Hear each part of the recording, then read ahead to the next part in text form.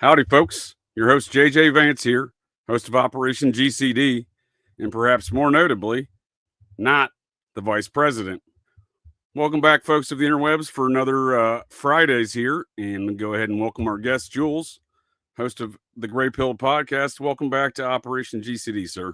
Thanks for having me back, man. It feels good to be back, and I love that intro. I didn't know you said that was an ex-stalker. Oh man, he wanted to stab me a bunch and then wear my skin as a human coat. I think, yeah. That was a dude. Yeah, that's a man. Yeah, he's a man. It's part of the trans apocalypse. Sure. Oh, wow. I'll give you a quick rundown if you'd like. It's Buffalo please, Jared Revisa. He's seems to be a mind-controlled assassin of sorts. He used to contact me regarding PR representation, and I told him, I said, I don't need any PR representation. After about a few months, of him continuing to,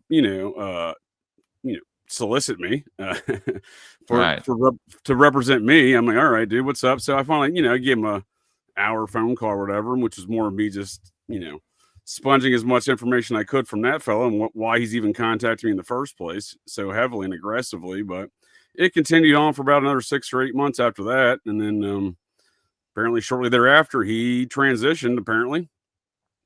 And last May, he popped up on a Google search for me, Google alerts or whatever for his name. And he went on a multi-state stabbing spree. Murdered a dude. He stabbed him a bunch in Connecticut. That guy hired him as his PR rep. Just saying. Dude. And then that's him. That's Buffalo Jared. Yeah, I took that from his Instagram. Is he locked up now? Well, that's a horse of a different color. So he's allegedly sitting in the Bridgewater State Mental Institution in Bridgewater, Massachusetts. However, his court cases are not publicly available on either the state of Connecticut or the state of Massachusetts because he murdered the dude in Connecticut. Then he went to a movie theater in Massachusetts in Braintree, stabbed 4 teenage girls, a bunch. I think he just slashed them. Then he drove to a McDonald's about an hour away in Plymouth, Massachusetts, went through the drive-thru, ordered food. Then he went to the drive-thru and then stabbed the drive-thru worker a bunch after they gave him his food. Then he drove around front, and then he pissed on, according to reports for witnesses, he pissed on the front windows of the front glass of McDonald's. Then went inside, went behind the counter, stabbed another guy, got into his car, drove down the road, and allegedly wrecked it in a solo vehicle accident. But a lot of the details are murky. Dude, my mind and this guy was stalking you. Like, how did he know you? Yeah, I never really got into it. So when I finally talked to him, so one other important detail here is that video, first of all, is shot in the swampy area not far from where they found Obama's chef dead in that Martha's Vineyard incident. Really? Yeah, that's Martha's Vineyard, right? His family is a famous sports hypnosis and psychology family. And so this guy was probably programmed. It seems that way. Yeah, when I say famous, are you familiar with the Chicago Cubs, the Curse of the Goat? No. So for 96 years, I believe it was, the Cubs claimed to be cursed by something called the Curse of the Goat. They couldn't win the World Series. Finally, they won the World Series back in 2016, thanks to, according to the Cubs, thanks to Ken Revisa in his sports hypnosis and psychology company. Dude, there's something, I don't know, there's something, and you see it a lot with this goat. I mean, now you have the greatest of all time is the goat of Mendez. Sure. It's quite a popular symbol. And it's all, it's really just a phallic symbol when you read into it. Surprise, most animals in some way represent the penis, but that seems to be the case, right? A lot of ritualistic sex cult stuff throughout time, right? Yeah, absolutely. Guys, what's going on? How y'all doing tonight? we just kind of got right into it. Yeah, I'm. Well, please, let's not let Buffalo Jared distract us. Please introduce your podcast there, sir. And well, I'm Jules from the Greypilled Podcast. A lot of y'all see me before. Me and JJ have done a few shows before. Yes, sir. We like getting together because he seems to know, or he seems to teach me a lot about things I know nothing about. A lot of things I've learned about the process lately have been from you. But when me and you get together, nice. We seem, it's a good bringing together of ideas, right? A meeting of the minds. Sure, dude, for sure. I learned a lot. I've learned a lot of stuff from our previous conversations, and I hope that continues tonight, and at least in one specific category. I'm sure it will, but specifically, you talk about the ancient alien cargo cults too, and I have a show called Elohim Etymology, and so we've gotten into that before. You know what I mean? Yes, sir. And I heard you talking about occultism in rap, and that's a big thing that I don't have a lot of information about, but I'm very familiar with it being a thing. Yeah, well, I mean, it's in that whole culture, even the gang culture, and we can get into that. But especially nowadays with the rap music, I mean, they're pretty open with it. It's not as coded and hidden, occulted, right, as it was a couple decades ago. But that's the real thing I question there, right? And that was one of the topics I wanted to kind of bring up because you seem to have a lot of knowledge in the subject. I don't. I was never a fan of rap. Not my style, but I've looked into it a lot because I discovered a fellow by the name of Dwight York, and he's kind of the godfather of hip hop and whatnot. And you look to see who he's connected to and all their occultism and stuff, like Jay-Z. His first music video was shot at Dwight York's New Wabian headquarters in Brooklyn, New York. So there's a lot of that going on. But then you see things like 3-6 Mafia. I think I heard you talking about the Memphis scene. Like, that's weird to me. Like how on its face it is that's obviously some very occultic shit. Oh yeah, especially. And dude, this goes okay. So I'm about to get into some like 3-6 Mafia lore. Right. Growing up in Jackson, being close. I mean, my whole family lives in Tennessee. I was born in Nashville. Been to Memphis a lot. I had a lot of friends when I was growing up that lived in Memphis. That we play shows together. That's back when I played in hardcore bands. But I was always into rap music, and then later when I got a little older, rapped for a number of years, and it was that like low vibration underground terrible quality that was like intentional, and so was the lyrics, talking about Satan and being evil and all this shit. And the Memphis rap scene basically spawned a new genre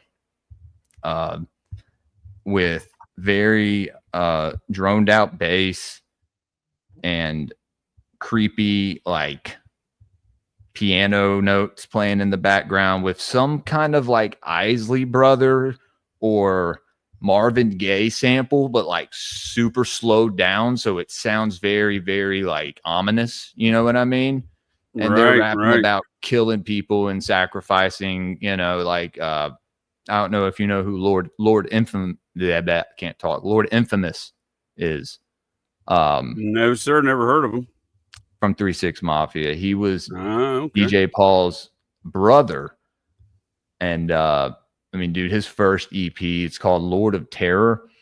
The front cover is him and surrounded by flames. It's like very like low quality picture. It's just like he's in hell. And that's his first EP. I mean, this guy, he's passed. He's passed by now. I'm pretty sure they toured some with his body in a casket when they came back as the Mafia 6. Yeah, because Lord Infamous, Koopstanika, and Gangsta Boo, all three died in the same year. 3 people from 3 members of 3-6 Mafia died because they got the old group back together. No shit. Even Juicy J. Yeah. So how many members are in 3 6 Mafia? Is there 6 of them or something? What are we talking? How many? Yeah. Juicy J, DJ Paul, Crunchy Black, Lord Infamous, Gangsta Boo, and Coops Aniga. That was like 6. That was when they got real big with Mystic Styles. That wasn't their first. They all had solo EPs that they put out that are also super dark. Even I don't know if you've ever heard of Yo Gotti. That one rapper from Memphis, he's super big. No, I don't listen to a lot of rap now, so but he was big back in like the early 2000s when I was in high school. But his name used to be Lil Yo, and he started rapping at 13 years old. And his first EP is called Ridgecrest, and the front is just a pentagram. No shit. It's not going to talk about it on there. It may. I've never heard of this guy though, but he's been around for a while, huh? Well, he rapped with this group called Fraser Click, ran by this guy named DJ Sound. And DJ Sound, actually a bad motherfucker. That was my favorite group as far as Memphis went, was Fraser Click. They had like 20 people in it. It was fucking insane. But they were on the devil shit tip. You know what I mean? Like it all. Yep. That's what it was called, was devil shit. There's a guy named Evil Pimp who's still rapping. Evil Pimp.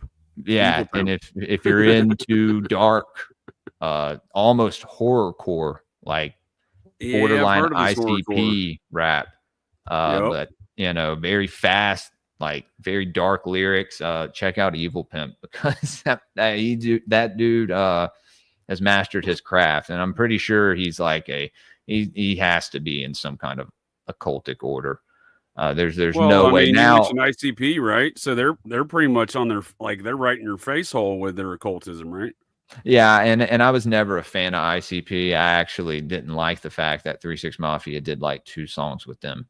They did some crossover stuff. I didn't know that. Okay, I'm learning. Yeah. Well, I don't know much about like an album together, but 3 6 Mafia. No, like growing, like my aunt bought me the Unbreakables in like the 2nd grade. Like I had no chance, dude. Like I was cooked. I was sitting there listening to Lil White and all that shit. Like it wasn't good. But as far as you go back pretty far, it all started around like 1992. And so I'm wondering if there was any like main event that happened around this time. Well, I'm sure there were a few main events that happened. But well, it's been a number of years since I looked at it, but 92 is the same time frame. So years ago, when I was in grad school doing some criminal justice grad school or administration of criminal justice, a lot of it I was just studying a lot of court cases and analyzing them and stuff like that, various aspects of law and whatnot. But one thing I did, because it was kind of like a choose your own adventure of sorts, a lot of my assignments I could pick my own court cases, broad assignment, pick your own kind of things to achieve that assignment. And I did one assignment on the influx of, or the onset of gangster rap, and that was I focused specifically on gangster rap, but it's the same time frame as you're mentioning right now, and then correlating that with the increase in prison populations. No, and that you there see, was something you see tied it climb to that. together. You see it. Oh, dude, you put it out on you map it out and look at it, and it's right there, man. It's right there. Yeah, and I mean, dude, these rappers probably have stock in these private prisons, bro. I mean? Wouldn't be surprised. Would not be surprised. Well, definitely the folks who are producing it, right? Michael Jordan does. Michael Jordan has stock in a lot of private prisons, right? You see the folks behind Diddy, whether it's the Bronfmans, like Edgar Bronfman Jr., or these other folks who run these big music labels, right? There's a couple names I can't think of. They're all old Jewish fellows for the most part, I think. Yeah. Wasserman and stuff like that. So the plot. I think he's the one. Yeah. Specifically though, with the music industry, you wouldn't think necessarily they're involved with like Iran Contra. But like, the guy behind all that Britney Spears stuff, the head of MCA, he's directly tied to Iran Contra. Really? Yeah. Damn, dude. Yeah. I'll bring up his name here in a second. But yeah, so I just think all of this stuff though, you start looking at it in a more of broader sense, you see all these connections like that with the music industry and things like that. And the Brahmins, folks that were funding the Nexium cult, this is, they're the two sisters, right? And the brother, he's he's behind Diddy. He signed Diddy to Warner Music. I didn't know that. For like $500 million back in 2006. Shit, man. It doesn't surprise me at all. That Kenneth, what was his name? Kenneth Rainier or whatever. Dude was a prick. Well, he's just a face. I mean, they had European royalty in there. Prince Andrew's first cousin was a member. Her daughter was. I've never really done a deep dive into Nexium cult. Yeah, Catherine Oxenberg was a member, and her daughter was one of the sex slaves of Raniere. Well, dude, like, I really think there's a reason why this music came out of Memphis, right? Okay, so think about the significance of the name of the city. I also have a theory that if the world was ever Pangea, back when, the Garden of Eden was around, or still is around, I think maybe some of it is in Tennessee, Florida, Georgia, that area. You know what I mean? If the world was one continent. I don't know, but there's something about the energy there, and that's probably why the crime is so high. The music and crime go hand in hand. It's kind of the same with New Orleans, right? Man, it's terrible in the South, man.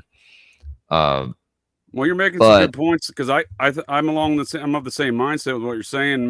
Memphis is named after some ancient stuff, and right there's that energy tied to it, and it may be on that ley line. Well, if you shoot a line from the old Memphis, from the old Memphis to the new Memphis, they line up, right? I'm pretty sure they do, and so, like, dude, all this dark energy that all came out of Memphis in the early 90s, it is now basically in every mainstream song. They're sampling one of these Skinny Pimp songs. They're sampling one of these Play a Fly songs. They're sampling one of these, like, 666 Mafia, because they were 666 Mafia before 3-6. Changing triple to 3 did anything. In the concept or thought process that's lining up with the old Memphis, right? And they it's a mound city, right? So it's an ancient mound city, and they built a giant pyramid on a mound down there in Memphis, right? With that Bass Pro Shop pyramid now, right? I mean, and maybe besides Chicago, I don't think I've ever seen a place where so many dead rappers ended up being. Like, it is. I think I have a list. I need to find it, but I mean, it's over 40, like, that I know of. Because there were a lot of them that made like one album and then they would die. I mean, they were living the life that they were rapping about. So they were off in the street dying and going to prison and stuff. I used to talk to a couple of the old school rappers, actually. That's funny. I rapped for a little bit, and it was not a good time of my life. But it is what it is. Yeah, it's not really, you can't find it. I'm pretty sure I took it down off of every platform. But well, you live and you learn, right? Well, that came back around that time, around like 2012, 2013, really 2009. With people like Level 9 Productions, who was making beats and mixes of Tommy Wright III and 3-6 and putting them on YouTube. And then you had Lil Ugly Mane, this guy, white guy, who he has his own black metal band, and he started rapping. And yeah, what he cut out for a second. I couldn't miss that. I was saying this guy, Lil Ugly Mane. He's a white guy from I want to say Virginia, but what Little Ugly Mane? Is that what we're calling Lil Ugly Mane? Yeah, and he has his own black metal band. Okay, like his own like one person black metal band. Which is, but he got real big around that time, and there's not really a good picture. He is kind of a Little Ugly Man. Right, I mean, that's kind of an accurate description of this fellow. He's kind of a weird. His music fucks. Like it's good. It is good. I will give him that. The dude, he makes his own beats. He's great as far as like, an artist. He's great. And so I've always loved his stuff. Him, and then people like Space Ghost Perp and Raider Clan, who all those rappers ended up spreading out and blowing up in the underground. And now, I mean, they basically, the mainstream took all this Memphis influence and these samples and these, I'm pretty sure, dude, I heard like an Al Capone sample being used, like playing in like Target. I was like, what the hell is going on right now? Like, no one knows who that guy is, like there was a lot of a mainstreaming of this kind of music there around like 2017 or so, right? Oh no, I mean, well, that's what I was saying. I mean, it really got big around that time, dude. That's when the time that I went to treatment. That's when I quit. I quit doing it because got right with the Creator, and well, it's good started stuff, on my path with the Holy Spirit, and so that's a very dark part of my life. But it sounds like you've come out on the other side in much better fashion. I may have played a couple songs for people on Patreon. Yeah, so. reliving the old days. So maybe this is that fellow I was talking about here. Oh yeah, go ahead, plug your Patreon, please. I'll put it's in the show notes as well. Around. I'm known for plugging it like 4 times during the show. Okay. It's already in the show notes for folks to the interwebs to check out. Well, thanks, bud. Yeah, I'll put this link in there too. But this link to this article cover MCA shining the spotlight on the octopus's Hollywood tentacles. So this is that Lee Wasserman whatnot, the head of MCA. He's behind all that Britney stuff over the years with her, losing her rights to be a human being and all that business. And, that's the thing I think is to be considered. We see all this occultism, like you're describing, aggressively within this rap culture, right? Not just 3 6 Mafia, but I think it's fine. It's the folks that are financing these things and greenlighting these records and stuff that are the Lou Wassermans of the world, the Edgar Bronfmans of the world, right? That don't get enough light shined on them. Yeah. Oh, for sure, man. And it's those families that people have like no idea about, right? Like, you gotta, and it's easy probably to find information now, right? But like back when we first started getting red pilled and stuff, I mean, you're older than me, so you probably before me, but I mean, you had to really listen to conversations and podcasts and hear people talk about these families, right? These names weren't common until you have them memorized. Sure. Well, I mean, in certain regard, they're still not that common. There's a lot of propaganda and distractions to deter from anyone looking into a lot of matters of these natures. But, before we get into any further, though, on these music things, I got a couple questions for you more on the rap stuff. But you brought up a good point. So how did you get to this the journey where you're on today there, sir? Because you've been doing your Greypilled podcast for what? You said during the cough shutdown, right? Is when you started? No. I went, okay, so and I've talked about this quite a lot.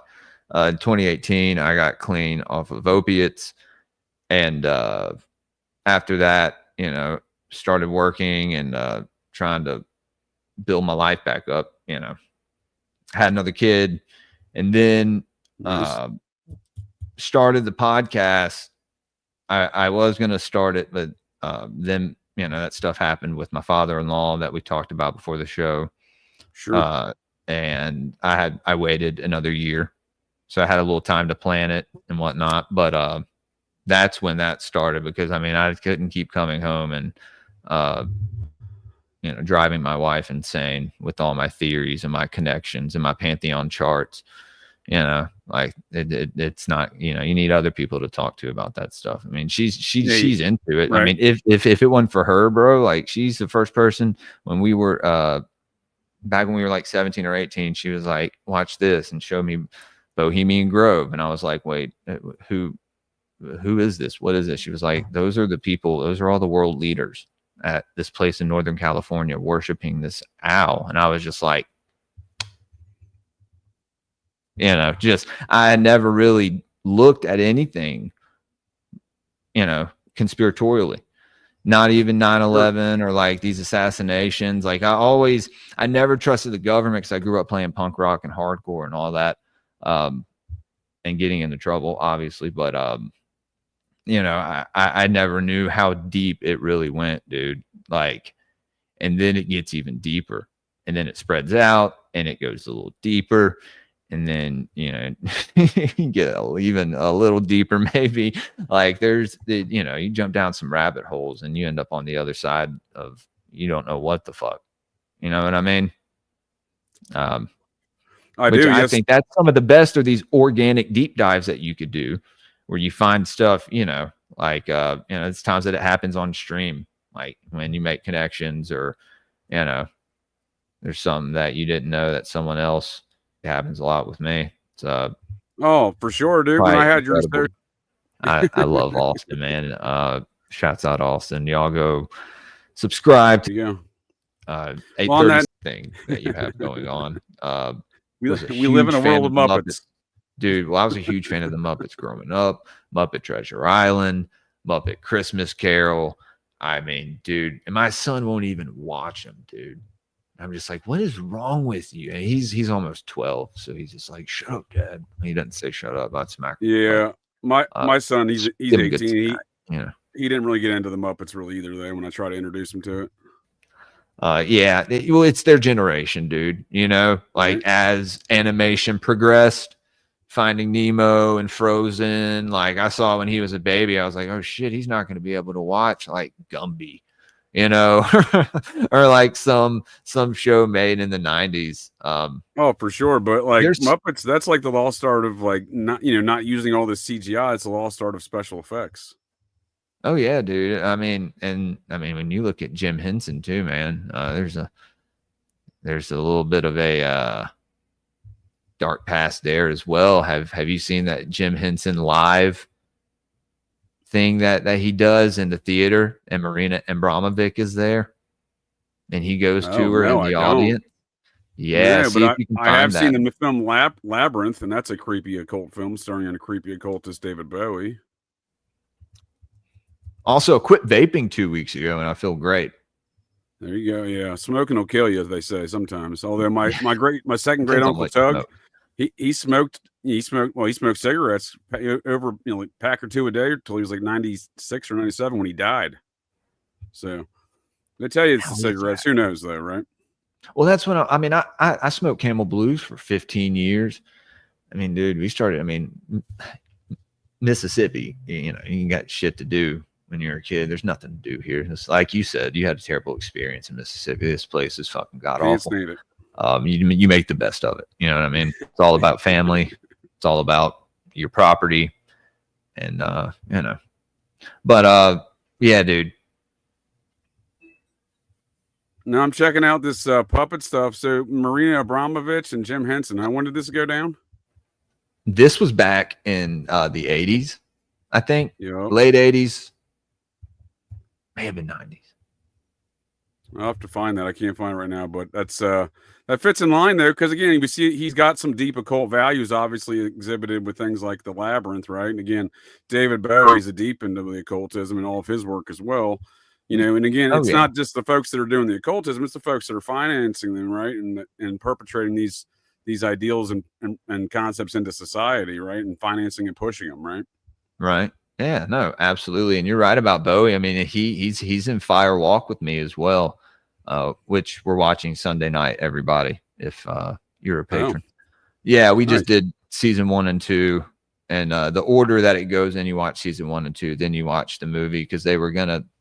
I guess we're going to do a chain of movies and it didn't work out. Or Fire Walk with Me, I think Lynch said was too much for a lot of like his private viewers and stuff. Like when he first dropped it, and that it didn't have the same feel good vibe as the show, in which like after you finish the show, you know, it doesn't have a feel good vibe. Like there is that kind of,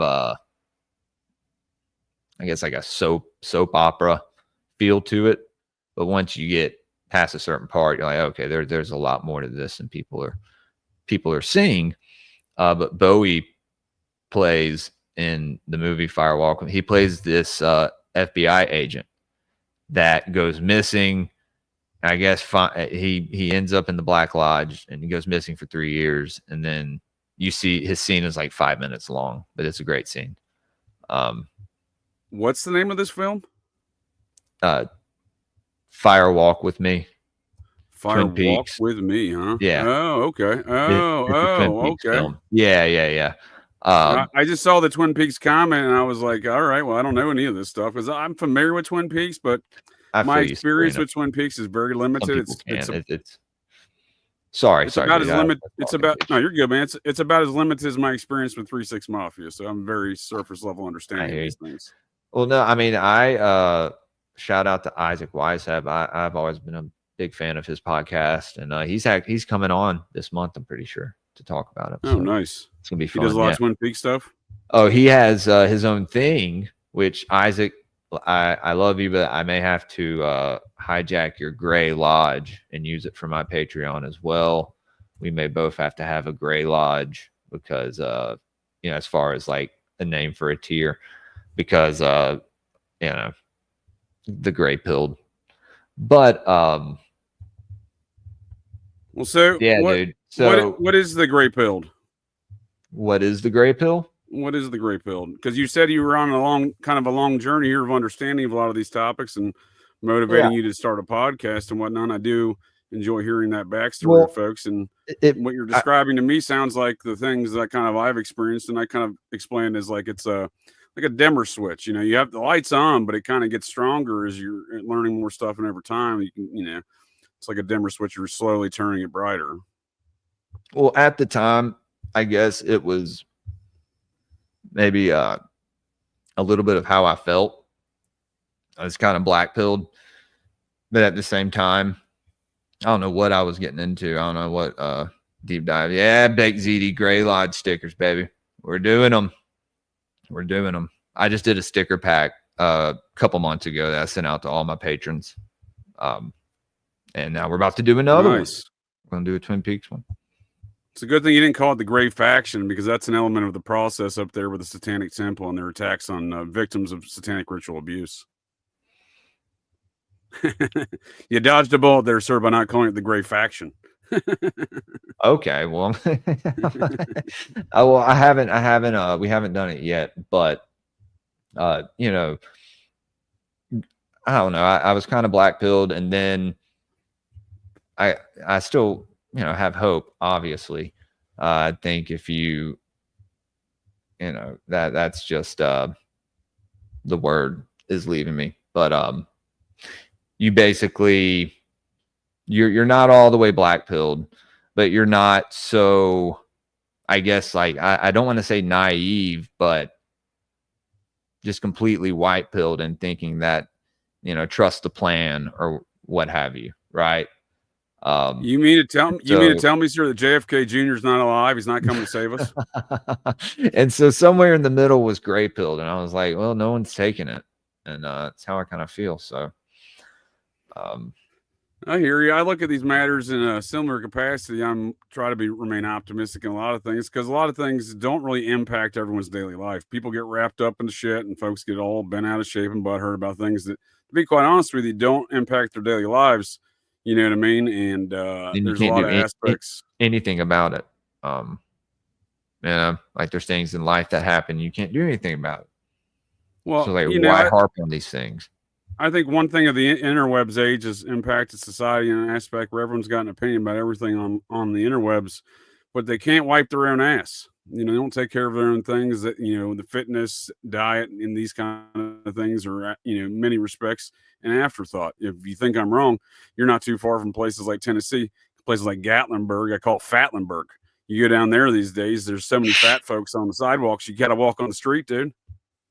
I went up there. Fat capital of the Midwest. A few months back. No, I guess this was back around winter. We went to Tennessee to see my mom. Went up to Knoxville, and we went out to Gatlinburg for like a few hours one day, and it wasn't what I remember it.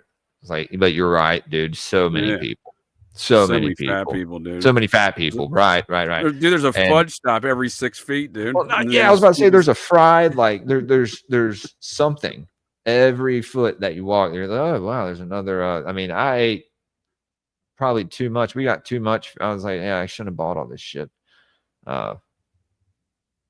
There's certain places along that road where you can stop as you're going up the mountain. My son wanted to go all the way up and get on. I was like, we're not doing all that shit tonight. I'm sorry, man. We should have got out there earlier. It was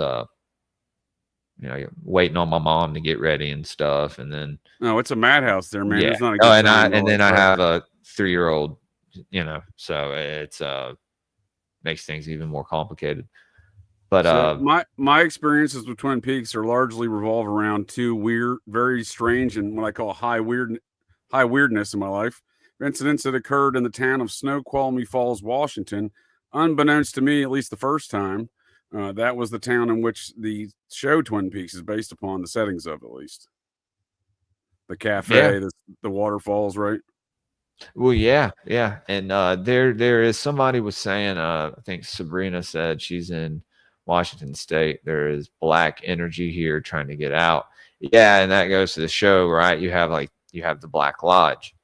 And the portal, like, it's basically this place where these spirits dwell, and the portal is inside the circle of 12 sycamore trees, and it's very.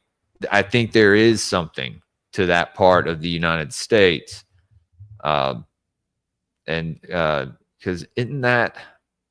No, I don't think that's No, I think that was New England. Never mind. I was thinking of Lovecraft. Well, but, if I may, sir, I'd cut out for a second, so I missed what you said. Anyhow, you may repeat that for me. Am I cutting out, or are you cutting out? No, my gremlins and my Starlink were acting up. Oh shit. Hold on. Well, we can steer back to this ideas of the occult and going back in these locations like I'm telling you, there's something weird going on in town in Snoqualmie Falls. I've had 2 very, very strange incidents there. I don't want to talk about it right now, but no, dude, tell me about them. I want to hear about them. I want to hear about them. Tell me about them. All right, but then I'm going to steer us back to Memphis and some of that rap stuff and some of the occultism, because a lot of these folks don't get wrapped up as occultists, but Elvis Presley was deep into the occult and associated with the Charles Manson family. Dude, he carried around a Blavatsky book and wore a freaking cape. There you go, sir. He was known at least by people that knew him, like a known theosophist. Oh, so I got a lot on that line for sure, and all that stuff.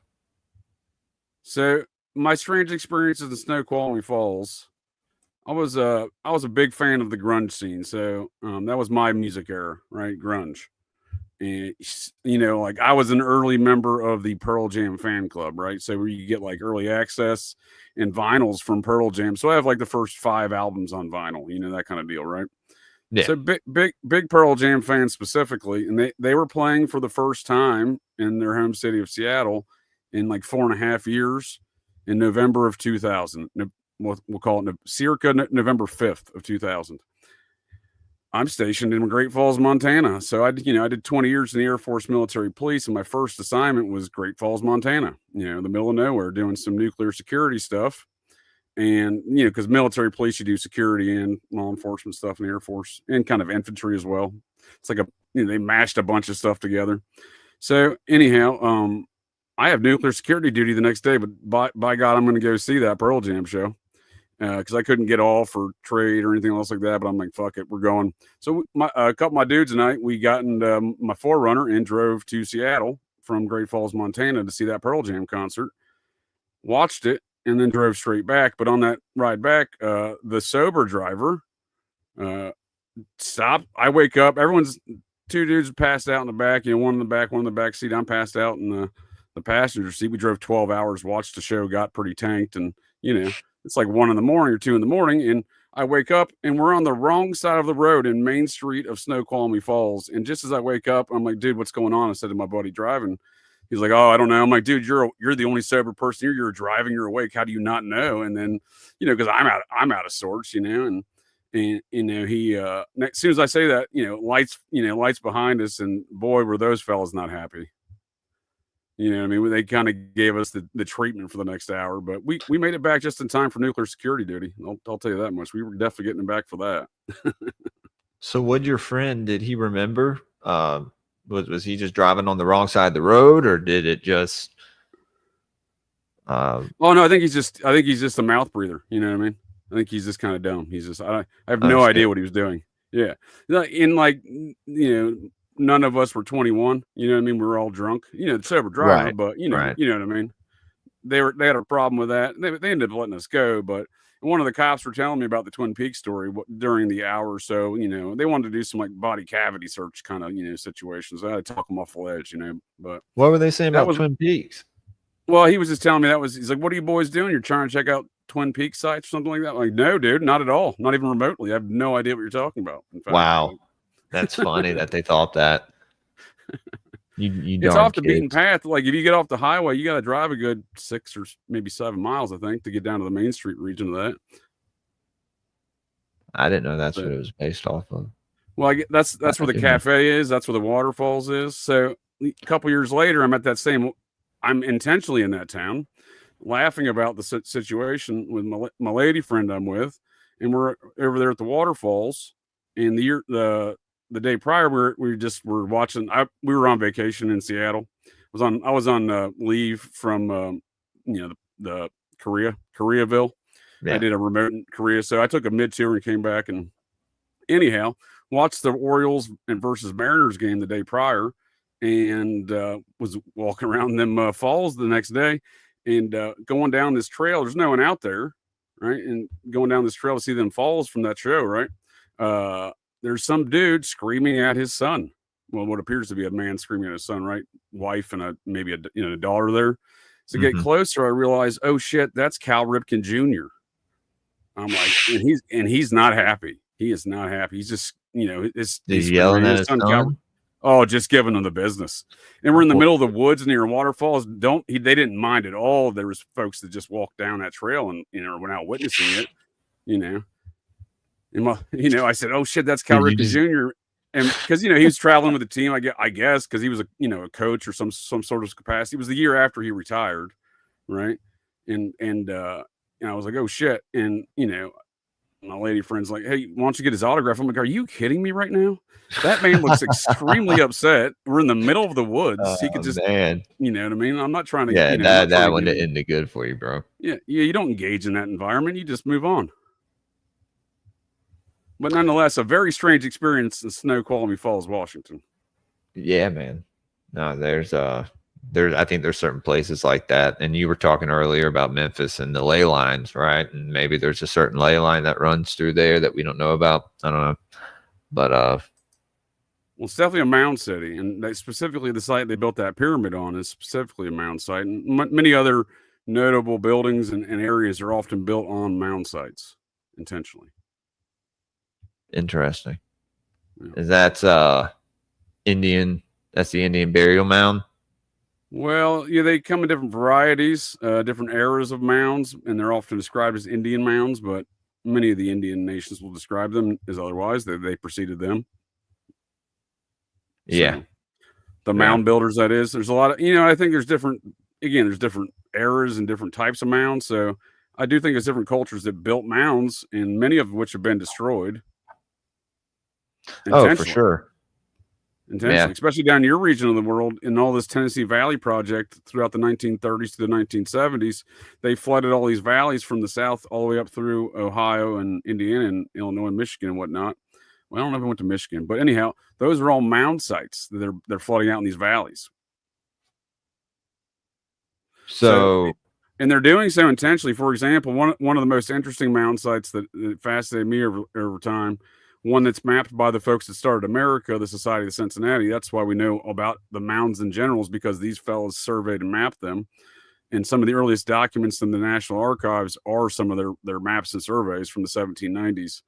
And one particular that's in Claremont County, Ohio, called the Hanukkah Mound is a huge. So you were talking about burial mounds. This one's a huge, like 20-acre area, where over that 20-acre area were these very precisely geometrically, aligned rows that, from an aerial view, looks like a menorah, and then an oil lamp around it. Bring you a picture. Hold on, insane, dude. So this mound was intentionally flooded in 1968. The U.S. Army Corps of Engineers in that Tennessee Valley Authority kind of project, they're the ones doing the actual work. They got sued to stop the flooding of this town in this valley, right? So what they were doing was they were taking eminent domain over the land in these valleys and these small towns. And again, towns that date back to the origin story of America, where they intentionally built on these mounds. And then they flooded all these things with these dams and water projects. But this one in particular, they got sued to stop. The court, issued the injunction, and the U.S. Army Corps of Engineers says, "Yeah, fuck your court, fuck your injunction. We're flooding this valley anyway." That happened.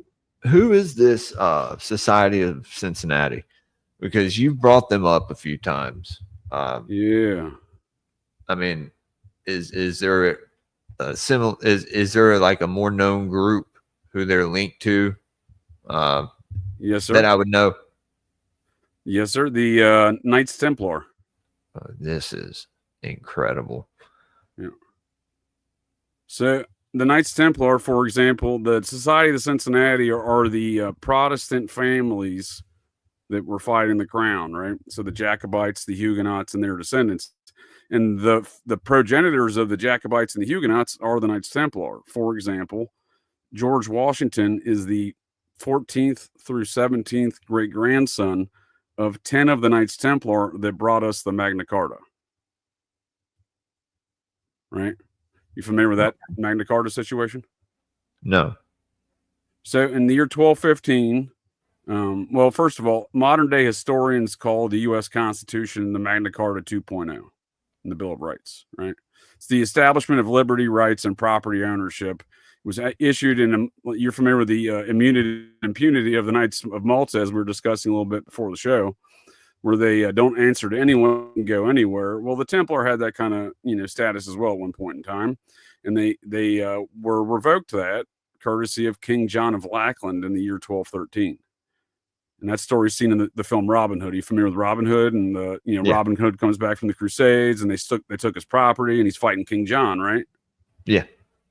King John's brother, the Knights Templar, King Richard, is away on the Crusades, right? This is the story of an actual event. So in 1213, while the Templar were on Crusades, King John, the illicit king of England, as his brother was on the Crusades, signed an edict giving back all of the Templars' land and liberty to the Vatican, right? So in 1214, they came back. They weren't happy about that. And then allegedly they kidnapped King John and chopped his head off after they had him sign this Magna Carta, right? And I'm sure they did some weird, necromancy with the skull later, whatever. But nonetheless, Wait, is this the King John that all the presidents are related to? Yes, sir. And many of these Templar Knights were cousins with King John. So this is a family feud of family feuds, if you will. Oh, shit, man. So 561 years later, we have the grandson of these Knights Templar giving us, again, in the Western world, the same liberties, property rights, etc., right? And again, America, we live under what I call a crown history, not crayon, but crown, like Vatican crown and English crown. And so we've been misdescribed the elements of our history, but this was the Templars' land. And for example, there was a land claim in Kensington, Minnesota, discovered in the circa 1891. The Kensington Runestone. You familiar with that? No. It's a Knights Templar land claim that was buried in it's buried in a mound. It says it's even inscribed so on the stone. It says this rock buried in this rise of earth, as they described it in the old language, right? So they were the folks that started the Templar, and you see that in Robin Hood, the drunk monk, right? The beer producing monks, that's them. They're Friar Tuck. It's crazy you're bringing up Robin with the Celts, and I just did my colors in 1362, and in that era of the 14th century, this was the medieval time. This was the common practice where they would bury a stone inscribed triple dated, right? So this one's triple dated. This is the same era of time in the old world and medieval times, right? Because this was Templar land, and for many years, I think the Vatican and the Crown had been encroaching on it before 1776 with these same families, right? And then I'm describing the George Washington's, the 14th through 17th great grandson from 10 of those Knights Templar that brought us Magna Carta. So if he's bringing us Magna Carta 2.0, this is obviously a much longer and deeper situation than we currently recognize, generally speaking. But this land claim is interesting because we get this land as America in the Louisiana Purchase. So any waterway that connects to this mouth of this tributary, so you bury the land claim at the mouth of a tributary, you triple data like this one is 1362, and then you own all the land that water touches. We got all that land in a secret land deal of the Society of Cincinnati, what is known as the Louisiana Purchase. Napoleon was a member of the Society of Cincinnati. So you have 13 colonies, 13 chapters of the society, and you have one French chapter. Okay, so are they more akin to like the modern day Knights Templar? Would you say that? I think that's the most accurate description, right? Because if you're looking at it, go ahead. Well, I was going to say that I know that the Templars are still a thing, but they're like public now and go on like shows on Gaia. So it's kind of like, there's still a secret order, but they have to put on. I think that's part of the magic show. So the actual, if you look at it, so the Templars were these knights, right? And then they pass it down to their paternal bloodlines. Well, that's what we're dealing with here. So the officers, the Society of Cincinnati is comprised of the officers that fought in Washington's army in the wars of 1776. So many of which is the founding fathers, but for example, not every signatory of the Declaration of Independence, et cetera, the U.S. Constitution is a member. They may be a founding father, but they may not be a member, right? So you had to serve under Washington, and in doing so, you look at all these officers and everybody; they all have the same lineage like Washington. They all go back to the Templar Knights. Right. And on top of that, they're passing down their membership in the society in the paternal bloodlines. It is a modern day knighthood. So the most accurate way to look at it, yes, is they're the modern day Knights Templar. Sorry, I'm just reading.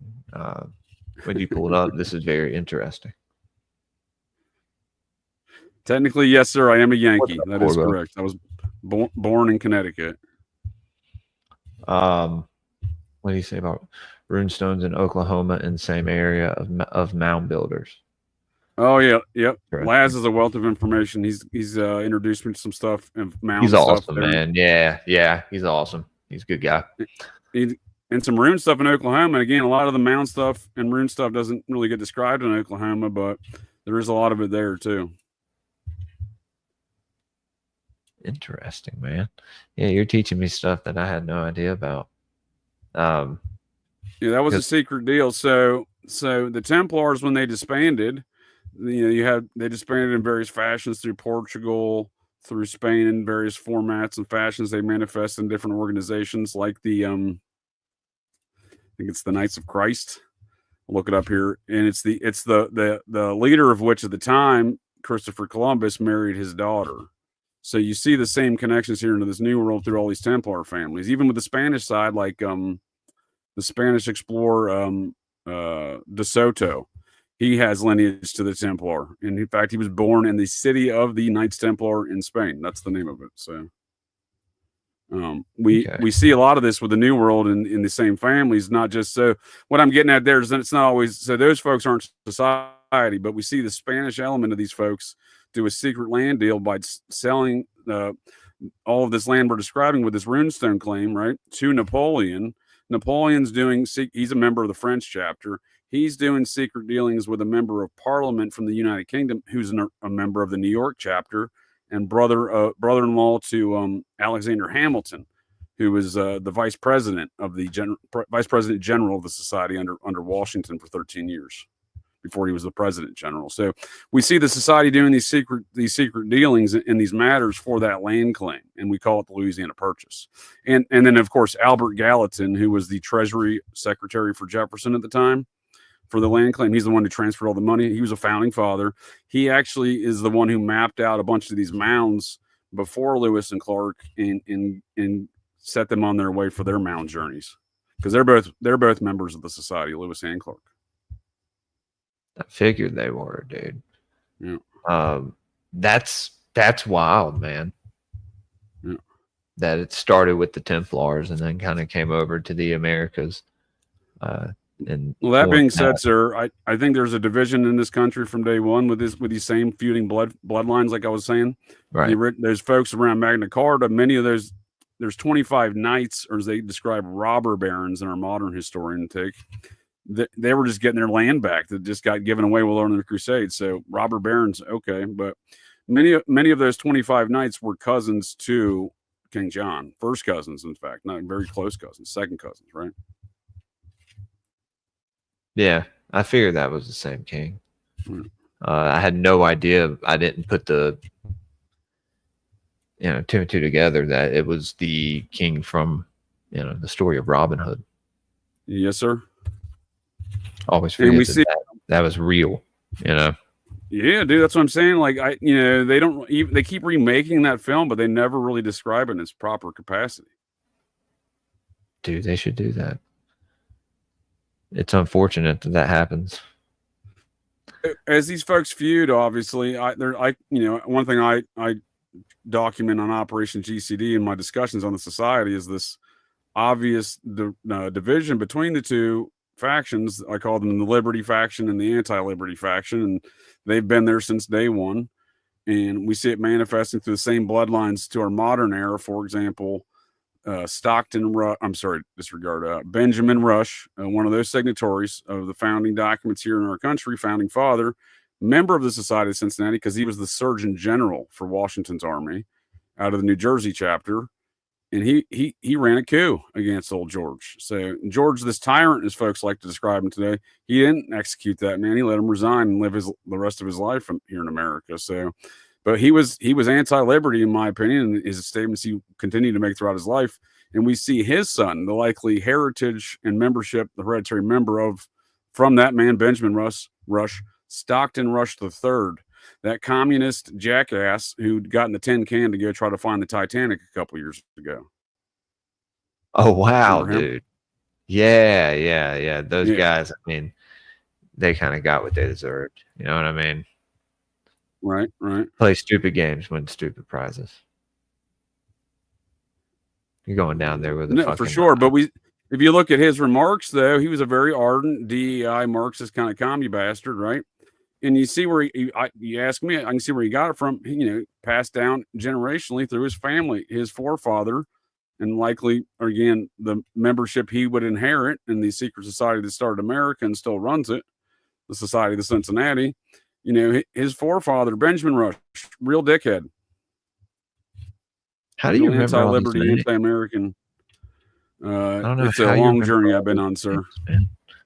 I can remember names of, like, I don't know, certain deities and stuff, and people's names, as far as I guess, I don't know. I have somewhat of a good memory. I did not know that. I appreciate the kind words, sir. I do. I don't know where these ideas and thoughts come from. I got to root around in my brain hole sometimes for them, but they come back. I believe it. And then he goes, one could say, with all the various folklore, that there's more than one Robin Hood. No, I did not know that, but I can see, I imagine where he's going with that, and some of those characters and just the framework of the story, because a lot of that is, I would argue, is also the same case for something else with the Knights Templar, and that is the story of King Arthur, right? So King Arthur was not a person. I don't think it was a person at all. Right. You got some thought?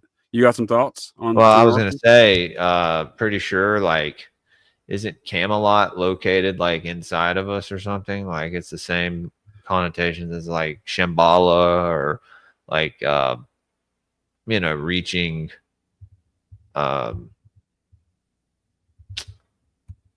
certain level of understanding. I don't know, but I have been kind of reading about like the stuff with King Arthur and Merlin and all this other stuff, dude. It's quite fascinating. That time in history for me, that whole druidic kind of period. Yeah. Fascinated with that mysticism, man. And I think that you can find it everywhere. It's crazy. Don't you find it odd that we see the same character in Robin Hood that we see in the Bible and the story of Jesus? Right. And Robin Hood. No, it's the same character. Joseph of Arimathea. It's the exact same character. He's doing the exact same thing. Yeah. Yeah, dude. I didn't think about that. Yeah, mountains aren't Norman structures. That's a great point. That's how far back this mound culture goes. For example, according to some culture that built they're known as Joseph of Arimathea, and we see that in the story of Jesus, in the same kind of doing the same general fundamental characteristics of the character, and they're named the same. I think there's a strong argument to be made, and I think it was I don't remember where I first discovered this theory, but it seems to jive, seems to comport. And so the Templars bring back the story of their king, right? This bloodline king and queen we see about in the Da Vinci Code, right? The Holy Grail, the Holy Bloodline, their King Jesus, and they bring that story back into what is Rome, right? They're existing in their own independent, sovereign, essentially small towns and castles, but they live in Rome, right? English Rome, and so they're bringing it back to tell the whole story of their culture, right? Their history and their families, and they do so by putting it into a modern context to that time frame, because they just learned about it on the Crusades. Because during the fall of the Roman Empire, that Eastern Roman Empire archive of information was not privy to these folks in the Western Roman Empire for hundreds of years, as we're told in history. And so the Knights Templar did not go to Judea in the First Crusades. They set up shop in an area today that's on the border of Syria and Turkey, in around Sanlurfa, the ancient kingdom of Edessa. And there's a strong argument made that ancient kingdom of Edessa, who is a story told in the War of the Jews by Josephus, that king from that Edessa is in there as well. This is the guy the Templar claim is their Jesus, Mary. So we see them set up there for 30 years. That's the First Crusade. It's not to Judea. It's to the ancient capital of Edessa. Interesting, dude. Yeah, that's something that I would like to dig into more. I've just been reading these comments. Yeah, well, there's always some good comments. I appreciate the folks of the interwebs here tonight.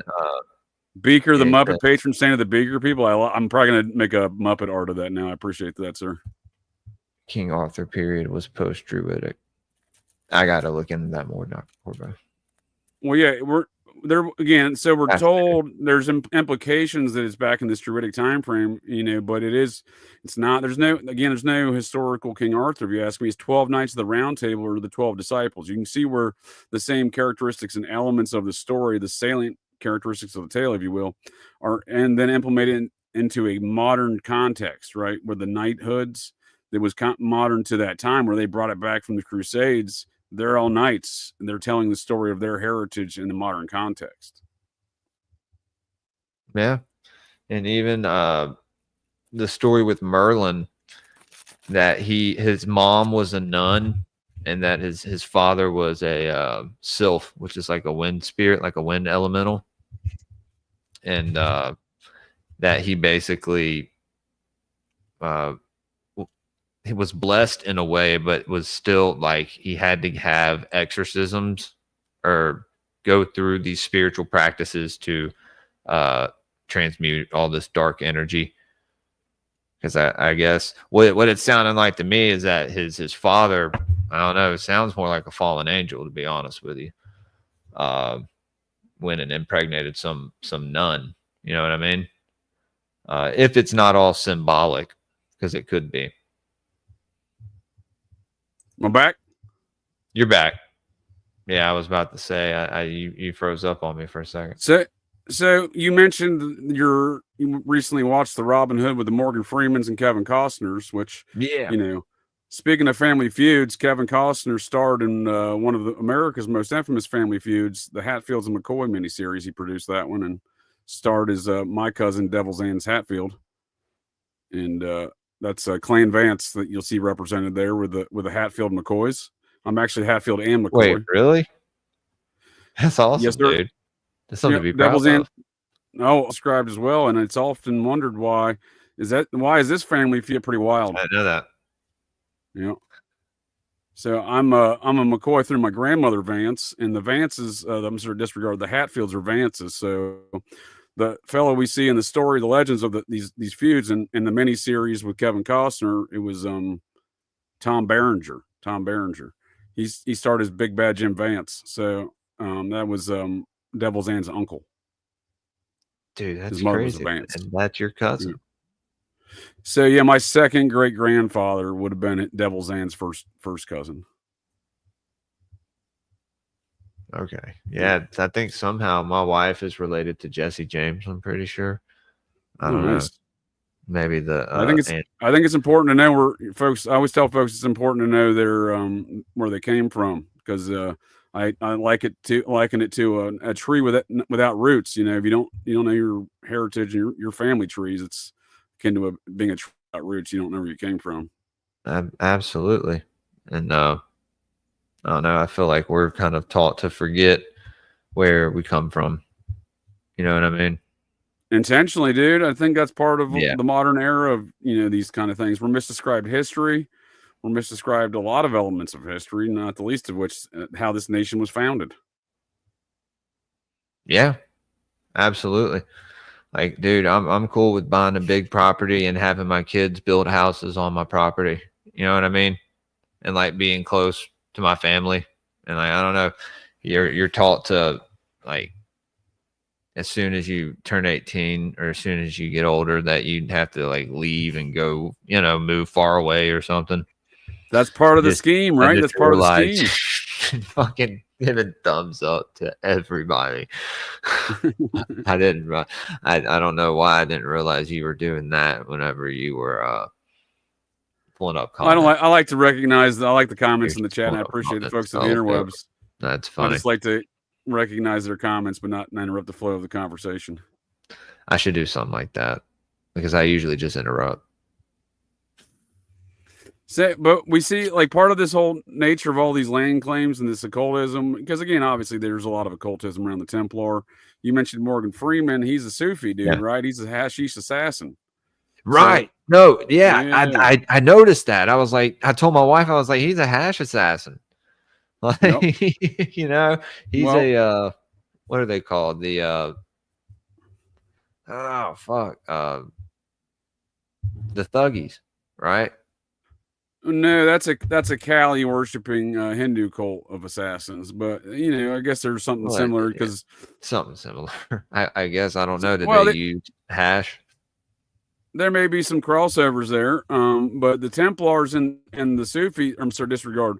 The Templars and the Hashish assassins are the same organization. Again, we've been misdescribed a lot of these elements. Really?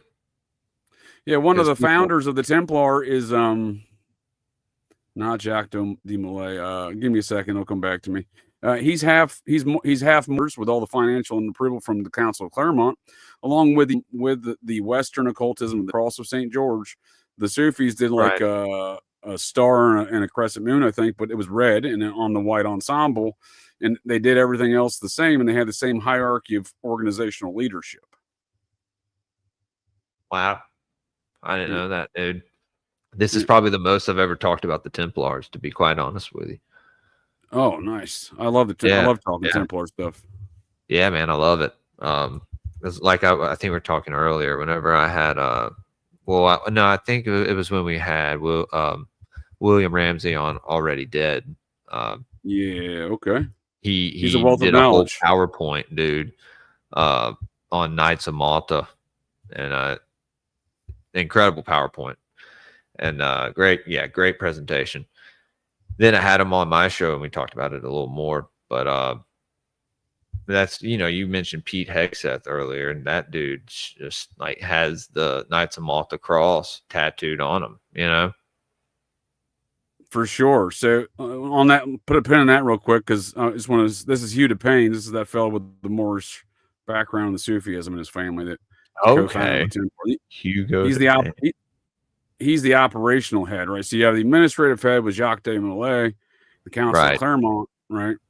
And we see these things continuing. Again, I don't like to talk about, I think folks, sometimes I feel like folks if you're just talking about stuff from, millennia ago, they're like, oh shit, this is old shit.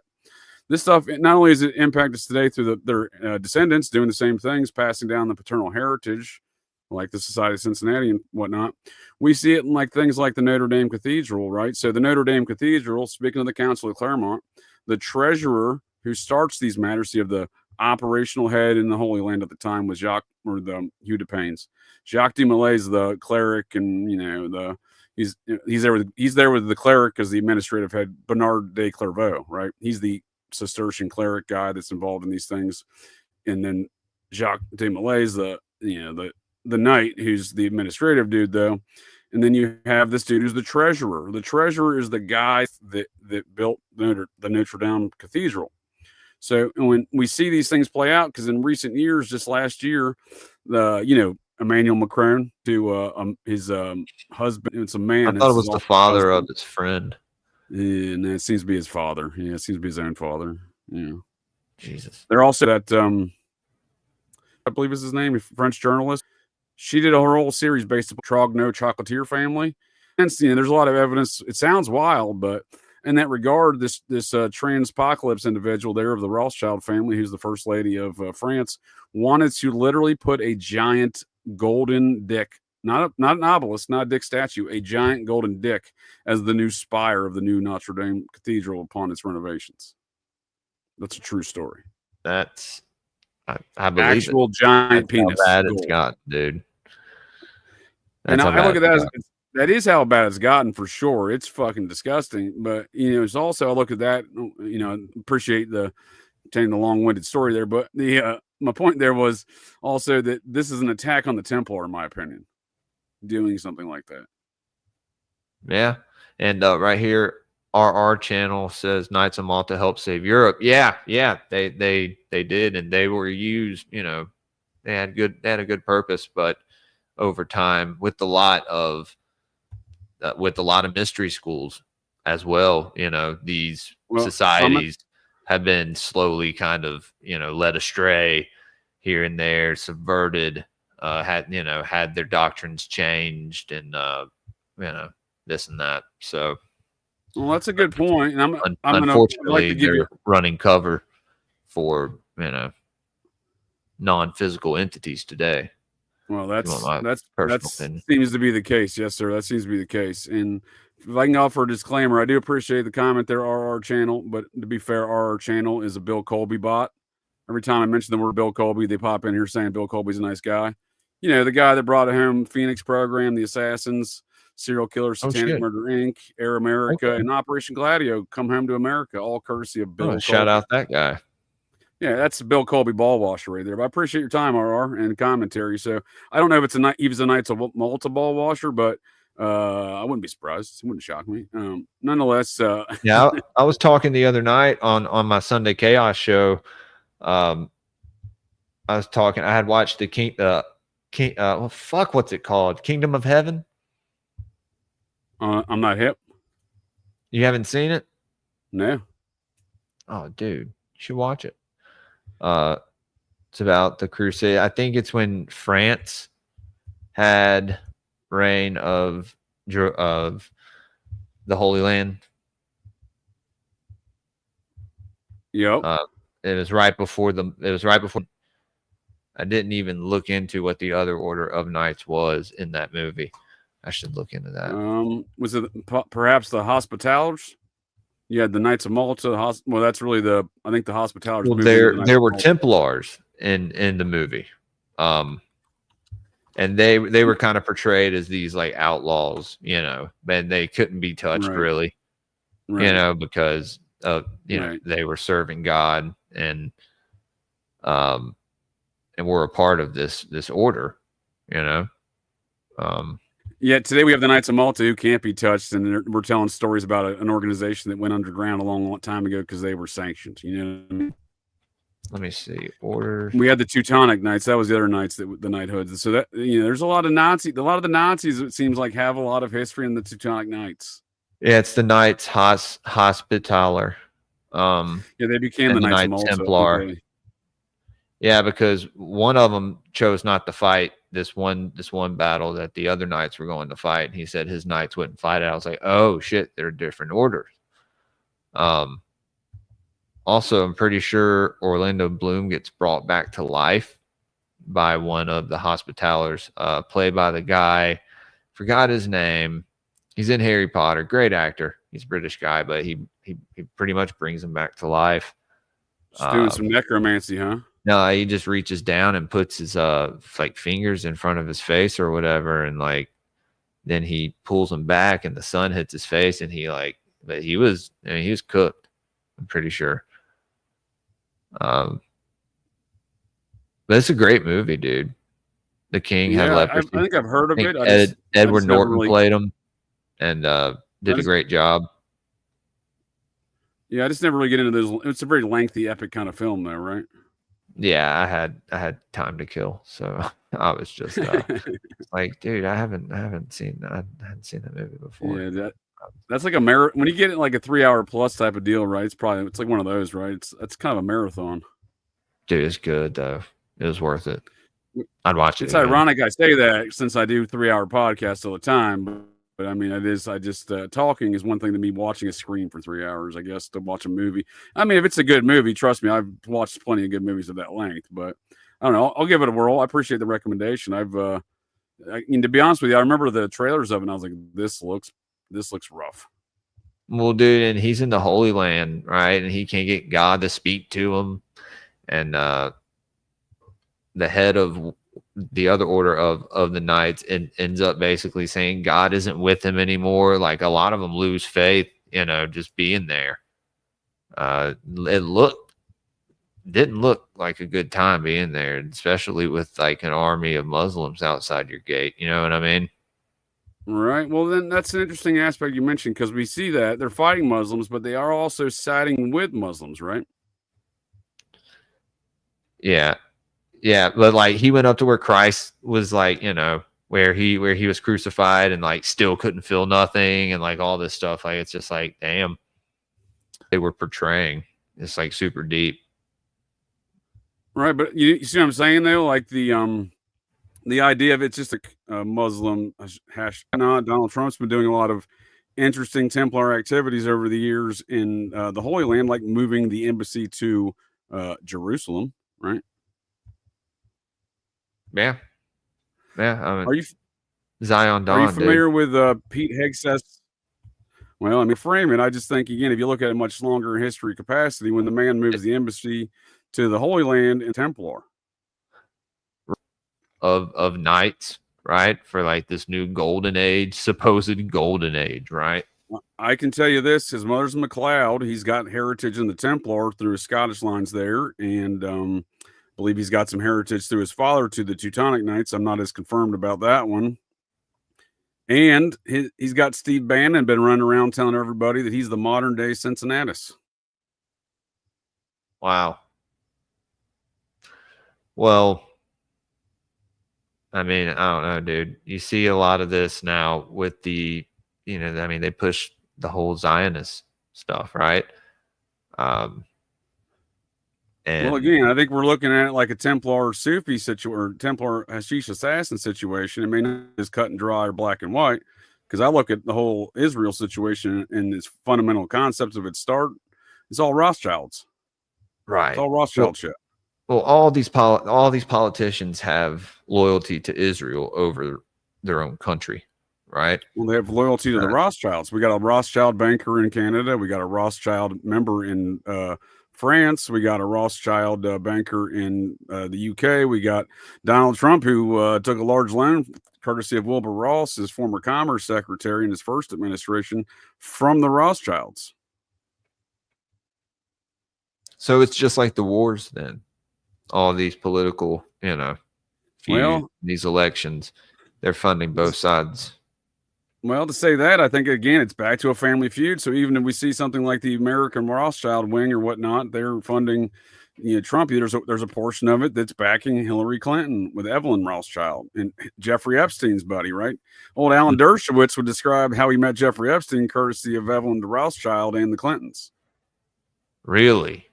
Yeah. I'm sure Evelyn went to that island a few times, dude, before he passed. If he even did really die, to be honest. Would not doubt it, sir.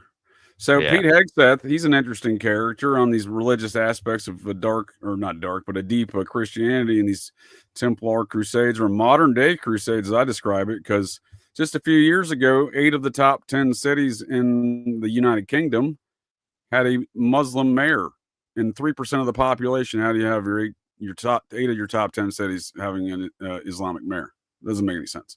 So nonetheless, we see that's what I say, the modern day crusades. Islam's invading the West there, right? We see it a lot here in America. There's a lot of indications and examples. So right, dude.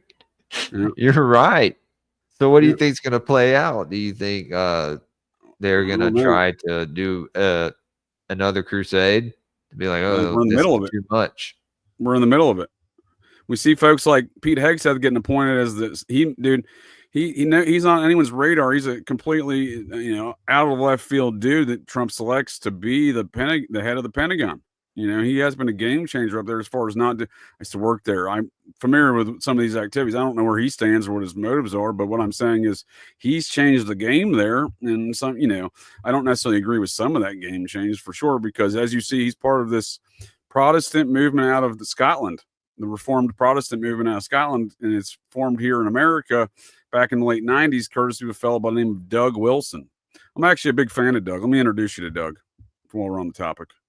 This is Doug Wilson. This is Pete Hegseth's pastor. He just gave a prayer at the Pentagon, not in the religious church of the Pentagon. He gave it in the main auditorium. So that's kind of like, well, let's not mix the whole church and state here, fellas. You know what I mean? Right. Really pushing it. Happy November. Whatever you do this month, don't feed the trolls or the feds. Don't let them feed you. Don't take the bait. Unless you're a fed. Who was this? That's Pete Hegseth's pastor, the guy who starts this Reformed Protestant movement. So his pastor out of Tennessee is licensed and trained under that man, Doug Wilson, and Doug Wilson just opened up a new church there in DC. They had a big thing. He gave the prayer at the Pentagon, again, not in the religious house there at the church, in the chapel there, that is, in the auditorium. So again, I don't like these ideas of mixing church and state in that capacity when they have a chapel there, but these are the matters that are going on. So this is an element deeply entrained within the Trump administration that no one talks about. And that fellow right there, Doug Wilson, is headquartered out of Moscow, Idaho, and has been at war with the locals up there for some time. As you can see. Again, I don't disagree with the man. Guy seems kind of base, to be honest with you. Don't feed the feds and don't let them feed you. I didn't know. I didn't know if you were like, I don't know. There was something weird about just that town burning right there in front of them. When was that recorded? That was November 2024. That's Doug Wilson, Mr. Wilson's neighborhood. Okay. Yeah, he burns it at the end. Shit, man. But yeah, no. I mean, dude, look, because you have pastors out there like John Hagee and Greg Locke, and they really push the Zionism, right? Like those guys love Israel, dude. Yeah. At this point, Israel is an entity, in my opinion. I think it kind of has always been an entity, but now it's definitely the state, like, of what it has become its own, its own egregore, its own, and not a good one at that. At least I don't think so. I'm not a fan of the wars in the desert, dude. They can both have at it.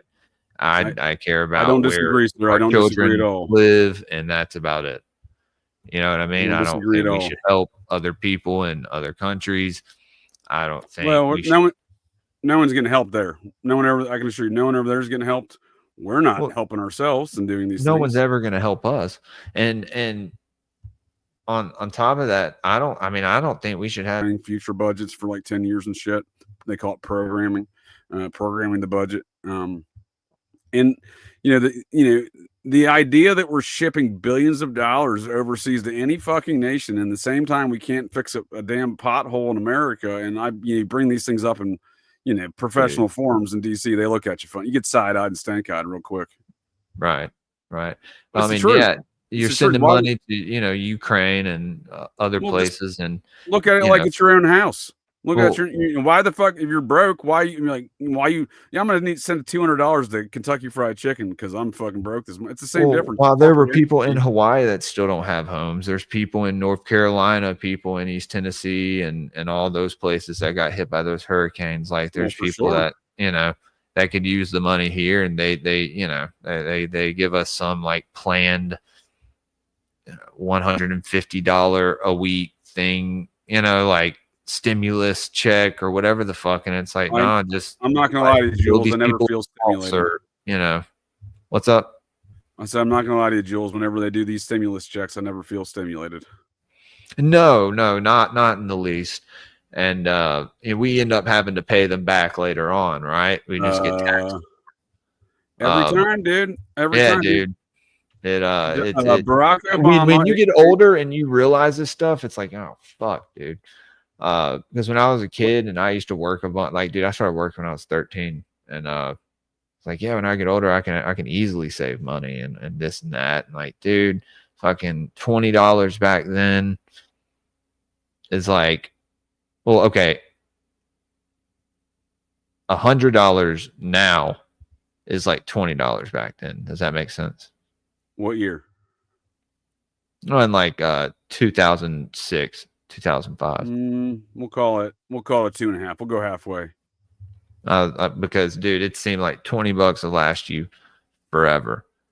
Well, you're talking about buying power and the value of the dollar. So that value of the dollar about 2.5 times what it was in 2000 right now. So the last time we saw 5 times would have been like 1980. But we're also talking about the actual purchasing power of that dollar as well, which is 2 separate different kind of metrics. So, for example, I like where your head's at. For example, we use the dime is still in circulation. When Abraham Lincoln ended the half penny back in, we'll call it circa 1862, it had more buying power than the dime does today. Really? Yeah. Interesting. Yeah, dude. I mean, I don't know. It just seems like when I was a kid, and I'd $20 is a blue Mitsubishi. Yeah, dude, it could last you for forever. And now that's an ecstasy reference, I think, right? $20 is milk and something else. Pick it, eggs and milk. That's $20 right there. You're done. It's crazy. But if I can steer us back to this matters of what's that, sir? Go ahead. I was just saying it is what it is. It's one of those things that we were talking about earlier. It's something you can't really change. You know what I mean? You just get better at spending money. Well, that's an aspect of it, but we have a lot of, I think, intentional aspects of them folks driving the economy in this direction, enforcing these matters. It's. For example, I can get into. I don't want to bore folks with the economic talks, and I also don't want to get accused of being rap shit. And we see that's not the first time though, because we see Sun Records, right? That seems kind of possibly have some occult connotations of Elvis Presley there. We see Elvis Presley is a deep occultist, right? Yeah. Well, we mentioned that earlier, dude. And you'll hear stories of people who were in the band with him or his, friends of his. There's that one famous story of when they saw lights in the sky and then he basically disappeared for like 5 or 10 minutes and then ended up somehow a few houses down and was just like, it's okay, they'll be back. And they're just like, where'd you go? And he could apparently make the weather change and make trees move and stuff. And he was a magician. Yeah, for sure. Absolutely. They were deep into theosophy and Manly P. Hall, but on top of that, they were associated with the Manson family. So Manson famously tells a tale where he threw Elvis out on his ass on his front yard of his Bel Air mansion for 2 weeks in 1968 in the summer because he could. And I was like, that's kind of crazy. Did they even know each other? I mean, I know he's hanging out with the Mamas and the Papas and, Polanski's, the Tates, the Beach Boys, Melchers. Yeah. So, but I'm like, does he even know Elvis? And sure as shit, he probably did. And here's why. So Elvis's personal spiritual guide, the guy who would travel around with him from 1967 forward, he was J. Sebring's business partner at J. Sebring's hair salon and drug trafficking operation. The victim of the Manson family situation. Right. That was Elvis's personal spiritual guide. So he obviously, Manson again knew Sebring, Tate, Polanski. He knew all those folks. So these people all knew each other. Elvis famously goes to the scene of the Tate Polanski house in the aftermath of the murders. And in this video right here, his security guard describes how they beefed up security in the immediate aftermath of those murders. That's wild, dude. So he was alerted by video. These things. Yeah, you want to watch it? We can watch it. Yeah, dude. Yeah. You can play it. I think it's muted. Picturing someone like that sitting in a courtroom that their claim to fame was they had shot and killed Elvis Presley. And he took Jerry and Red and myself, who were doing the security main at that time, and said, tearfully, if it happens, I want you to get to him first. I don't deserve to be shot, killed by anybody. And then he told us what he wanted us to do to him.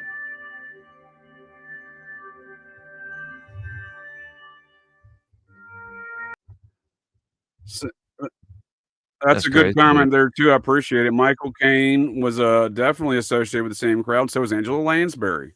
So Caine and Lansbury both knight, isn't he? Like he's like a knight. Like he's been knighted by the Queen, right?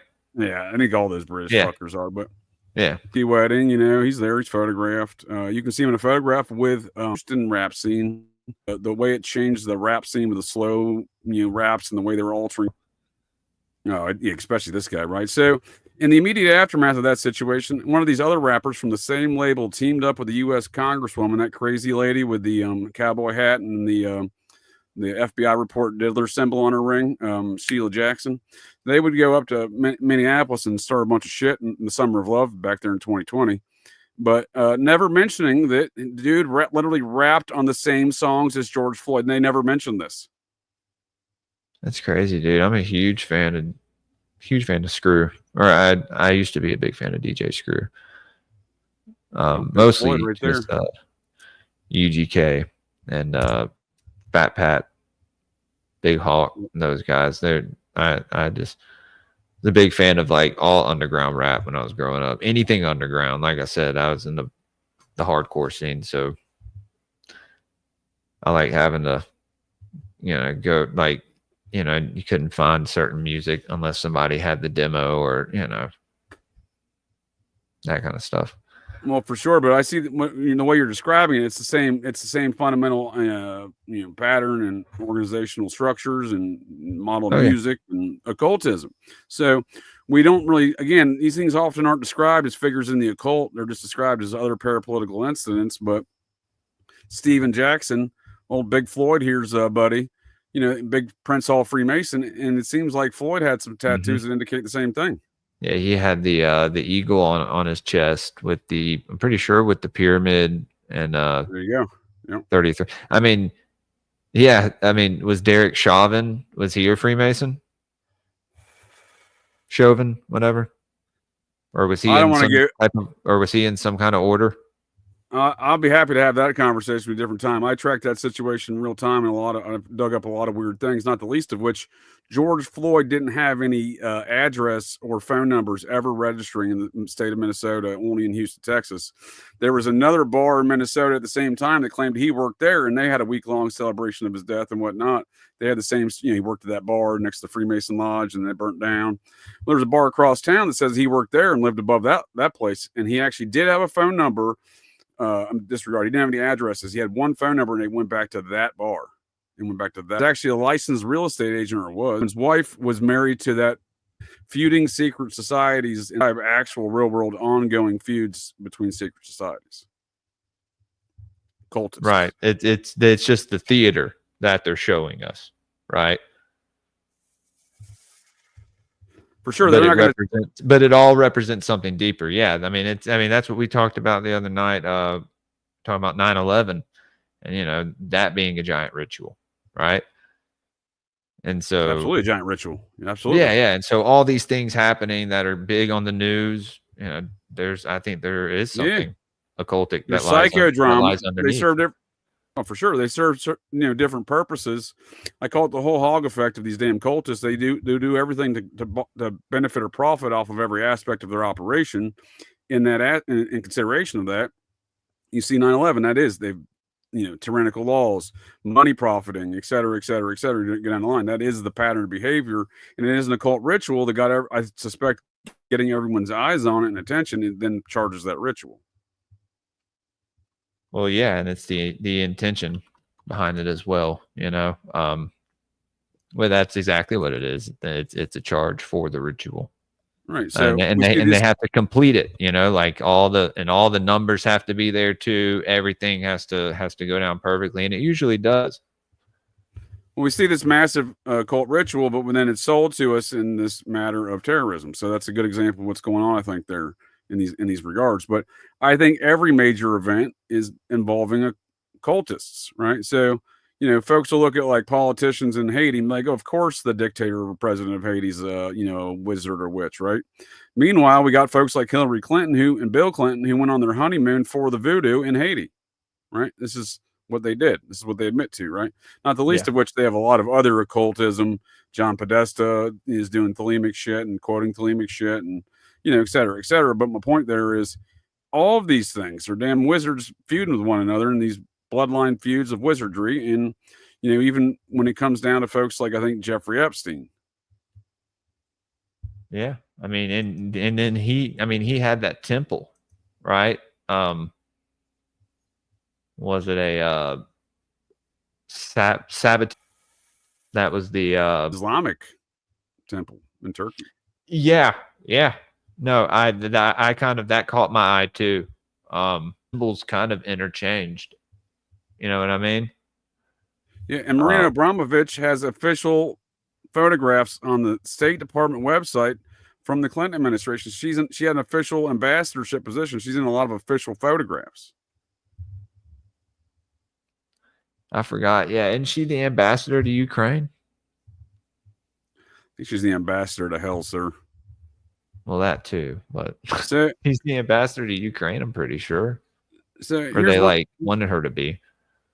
She's doing a lot of creepy shit over there. But one game I like to play around these topics of this. So I think what I like to argue here in Operation GCD is we live in like a horror smoke and mirrors show of a really fucking hellscape circus type situation, right? Like some sort of fun house of smoke and mirrors, but in like a really scary fashion.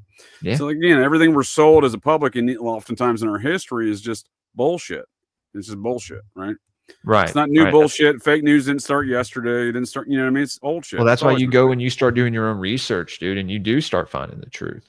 And like, damn what someone else tells me. You know what I mean? Like, once you break that kind of, you break through that wall or whatever, it's kind of, I don't know, it makes it easier in a way to understand this stuff and to know that we have been, lied to about a lot of it, most of it, I'd say. That's step one. Step one is identifying the problem, realizing you've been propagandized. Step two is understanding that propaganda. Well, they have burned our library of Alexandria, which you could look at as physically or symbolically, right? They have burned all our, destroyed our history, and everything that comes with it, culture, all that stuff. Sure, there's been a lot of that over time. That's what these secret societies have long, I think, adapted to. That some of that knowledge was getting destroyed was adapted into their systems, right? Oh yeah, Yeah, now it's easy to find, and you can come over to the Greypilled Podcast on Patreon, and you don't have to go join some lodge and jerk off in a coffin. Yeah, let's not jerk off in coffins. I like your plugs. I keep forgetting to do my plugs too, so I appreciate you reminding me there. So on these notes, I like to play a game here at Operation GCD Fridays, and that is a game called Who Is Your Dad? Because the Society of Cincinnati Paternal Heritage, they started this country. They're running this country, right? They feud amongst themselves in varying capacities and manifesting in varying fashions and forms. But I like to play a game as a result of that. We see that as a result of those things, we can tell, right? We can discern who your daddy is may in fact be very vital in this day and age. It's not a long forgotten thing, right? It's not important in our day and age. It's often described. So I like to play a game called Who Is Your Daddy and What Does He Do? You tell me, who is your daddy and what does he do?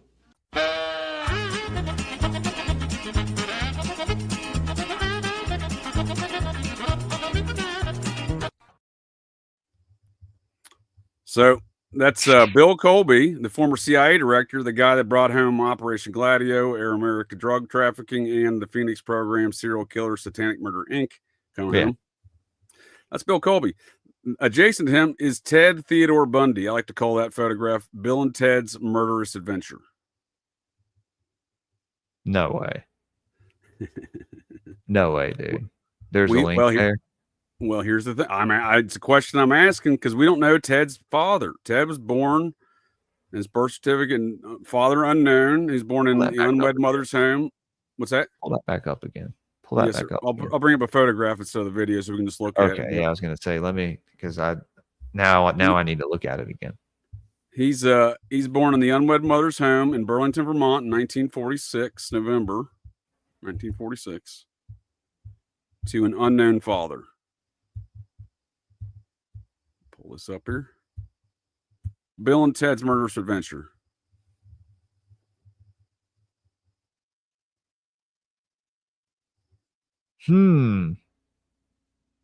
Thoughts, questions, comments, suggestions? His eyes seem like his are blue. He seems like he has blue eyes, blonde hair, and I don't know. Mother traits. Yeah, I don't know. I don't really see from the X chromosome, sir. Those are X chromosome traits you're identifying, so those would likely come from his mother. Okay. Well, you do get an X. You get an X from your father. You get the X from your father's mother, but it's not as far as typically doesn't manifest in physical traits as strongly as it does from your actual mother's X chromosomes. Okay. Well, I don't know, man. I mean, it could be. Look, I mean, anything's possible at this point. If I exactly, dude, Crowley's daughter or son. Sorry. Well, here's the deal. Everything is possible in this hellscape of this shit show, smoke and mirrors hellscape we live in. And I do think Barbara Pierce is the daughter of Aleister Crowley. Yeah. Well, the facts would suggest so. So her mother leaves her two children, goes to France to live with her friend for like 5 months, comes back in September of that year, and 9 months later, Barbara Pierce is born. While she's in France living in a home with Aleister Crowley and her friend, Aleister Crowley would write in his journals about doing sex magic rituals with the women in the home. Right.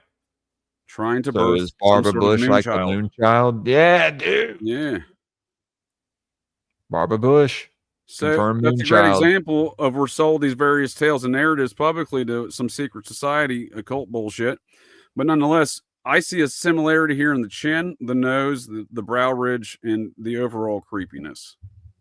Well, the creepiness, yeah. The lips too. The lips. I see about the lips, dude. Yeah, he's got no upper lip, dude. Never trust a man without an upper lip. The lips and the chin, I can see. You're missing a maybe lip there, the Ted. brow. Missing a lip.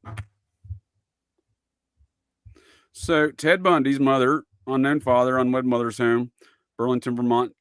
Bill returns back from OSS Project Paperclip stuff. He helped out in that program too with the Nazis, bringing them in.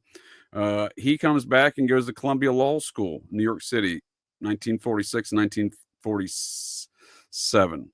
So in 1946 and 47, though, so Bundy's mother's impregnated on or about December, January timeframe there. Bill's back in the country, and his parents live in Burlington, Vermont.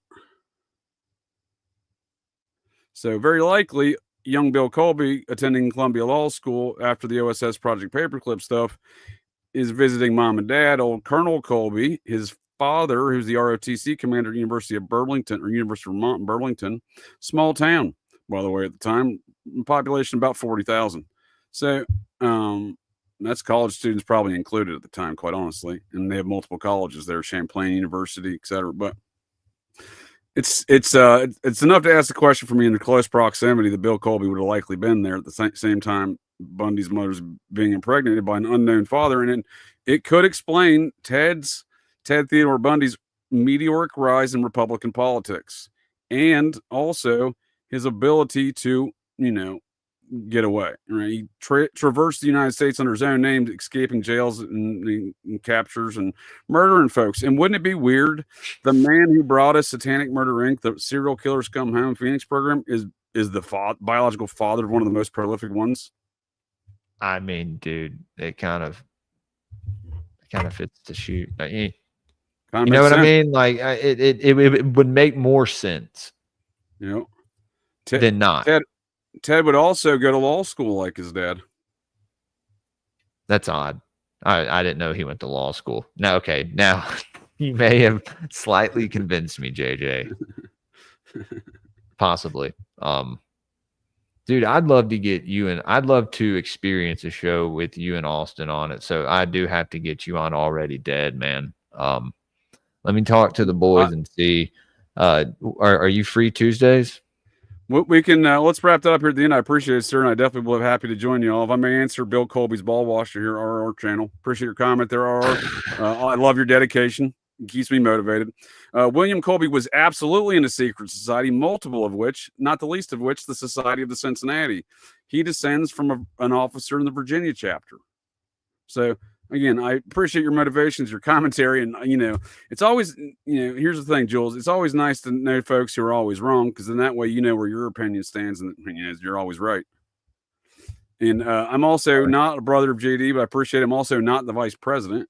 JD and I are definitely cousins. We are common kinfolk of Abner Vance and one of his children. I'm from 4 of Abner's children. My Appalachian family tree looks more like a family pole. So are you related to him? Yeah, we are 4th cousins, double 5th cousins, and 6th cousins. That's awesome, man. I mean, I'm just saying that's funny. That's funny. I mean, my Appalachian family tree lacks the requisite branches to be called a tree, so it's more of a pole. You're better looking. Web feet. You're way better looking, JJ. I appreciate that, sir. Than JD. He's not as inbred as I am in the clan Vance, but I'm shocked I don't have web feet, a recessed chin line, and a sub 70 IQ. But this is life. Speaking of these matters here tonight, Charles Manson, he's a Maynard McCoy from Pikeville, Kentucky. I'm a Maynard McCoy from Pikeville, Kentucky. Oh, I thought you said you were a Hatfield. Well, the Hatfields are Vances. My grandmother. JJ. So you're like the culmination of the Hatfield and McCoys, dude. My grandfolks Vance are literally a marriage of those two, that feud. So he's a Vance again. She's a McCoy and she's a Maynard McCoy, and the Maynards were an early frontiersman. These were the first folks across the Appalachians in our modern incarnation of America. Abner Vance included. He was a frontiersman along with those Maynard boys, but the McCoy Maynards, Chuck's a McCoy Maynard from Pikeville.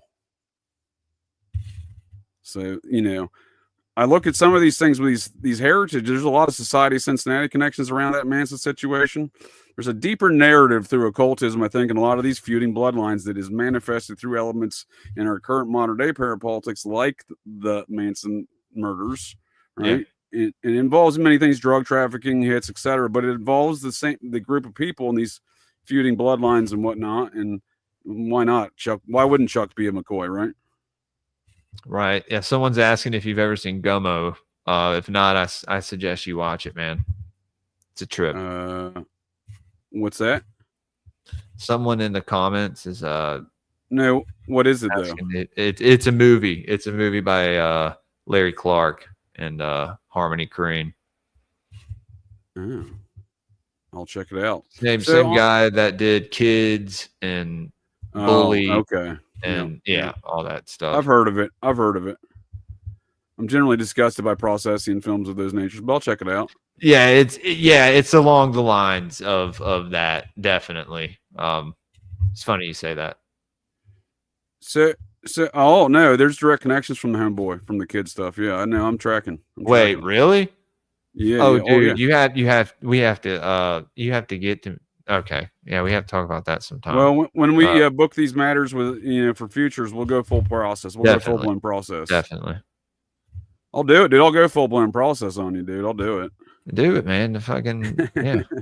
So, but on these matters here, so we see this picture, 1955. This is a picture of Lee Harvey Oswald on the far right, and we see that this fellow here is technically the third from the left, the fellow with the glasses and the helmet. That's that creepy eyebrow David Ferry, right? Austin's told me a lot about him. Yeah. So he's the Civil Air Patrol squadron leader here for Lee Harvey Oswald and Barry Seal. Not photographed. No shit. They're both there. 1954, 1955, and Baton Rouge, Louisiana. Barry Seal's there too? He's not photographed here, but he is in the same unit. Yes, sir. But so they were all conditioned from a young age, dude. Well, not only that, if I may. Lee Harvey Oswald, third great grandson from a Major Joseph Oswald of the Georgia chapter of the Society of Cincinnati. Right? Dude, his third cousin from that same Major Joseph Oswald, Teddy Roosevelt. True story. That's crazy, man. I believe it. Barry Seal, third great grandfather, William Seal, captain, North Carolina chapter of the Society of Cincinnati. His fourth cousin Seal, Jimmy Carter. Of course. So that doesn't surprise me one bit. These things seem to indicate to me that we're described elements, and especially in this parapolitical conspiracy culture, elements and stories of bullshit surrounding these feuding secrets. How else do we see Barry Seal and Lee Harvey Oswald in the same Civil Air Patrol unit with David Ferry in 1955? Two members, hereditary members, I would argue, of the Society of Cincinnati. Going through their family trees and stuff, and whatnot. It seems it's Barry Seal and Lee Harvey Oswald were both hereditary members. That's crazy, dude. Not at this point, but they would be, right? Because their fathers are Lee Harvey's father's still alive at this point, I believe, and so is Barry Seal's. So, they wouldn't have inherited yet, but. Well, yeah. Sorry. No, I was just responding to this. Yeah. JD Vance, definitely financed by Peter Thiel. There's no questions there. Yeah, and JJ is not. So no funding here.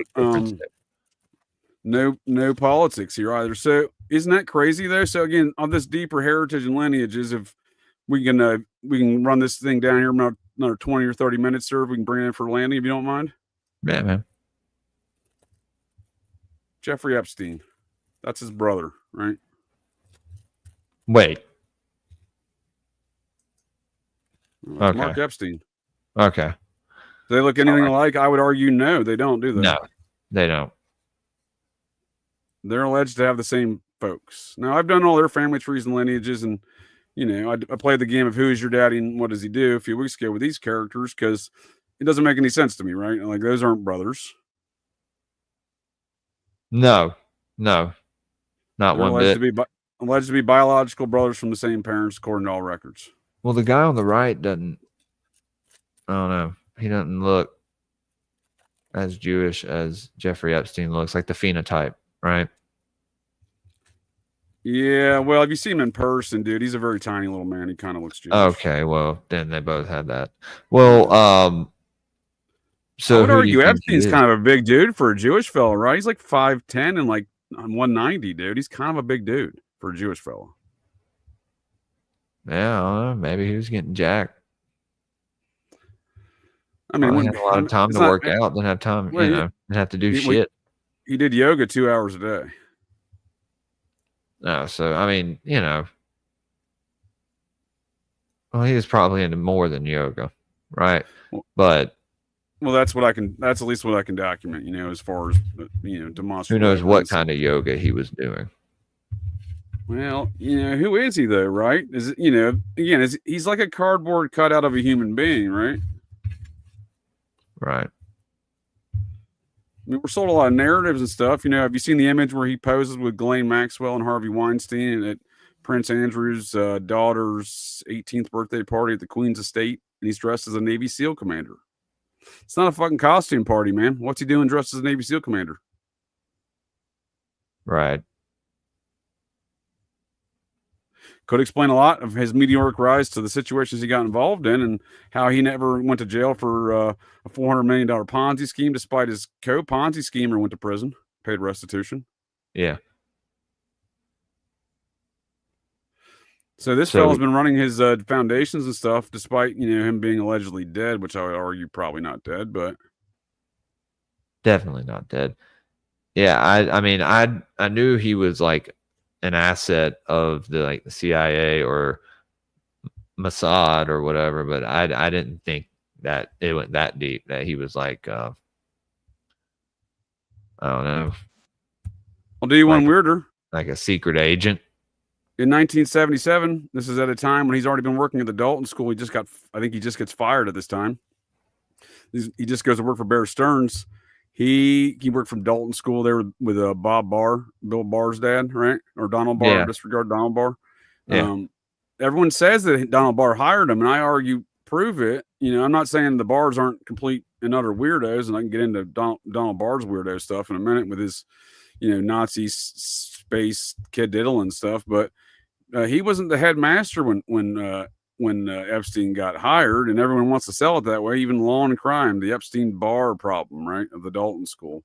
But here we go in 1974. If you look at it, in February of 1974, Donald Barr quits. Jeffrey Epstein doesn't get hired until August of 74. Right. So who hired him?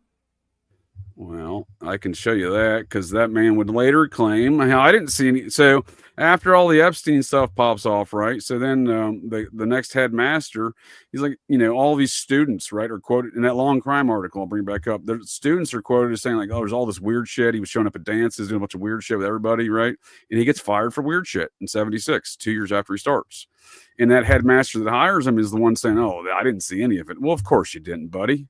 You're the one who hired him, and you're blaming Donald Barr in an article about the situation. Now, Donald Barr, friends with Bill Colby, OSS, right? I think they even went to Columbia at the same time when they got out of the OSS there. So they know each other. Odd character. But did he hire Jeffrey Epstein? I just like to call balls and strikes about it. You know what I mean? Yeah. So, I mean, what do you... Because I don't think I've talked to you about it since all this happened. What do you make of this whole thing with the Epstein file? Do you think there was ever a file?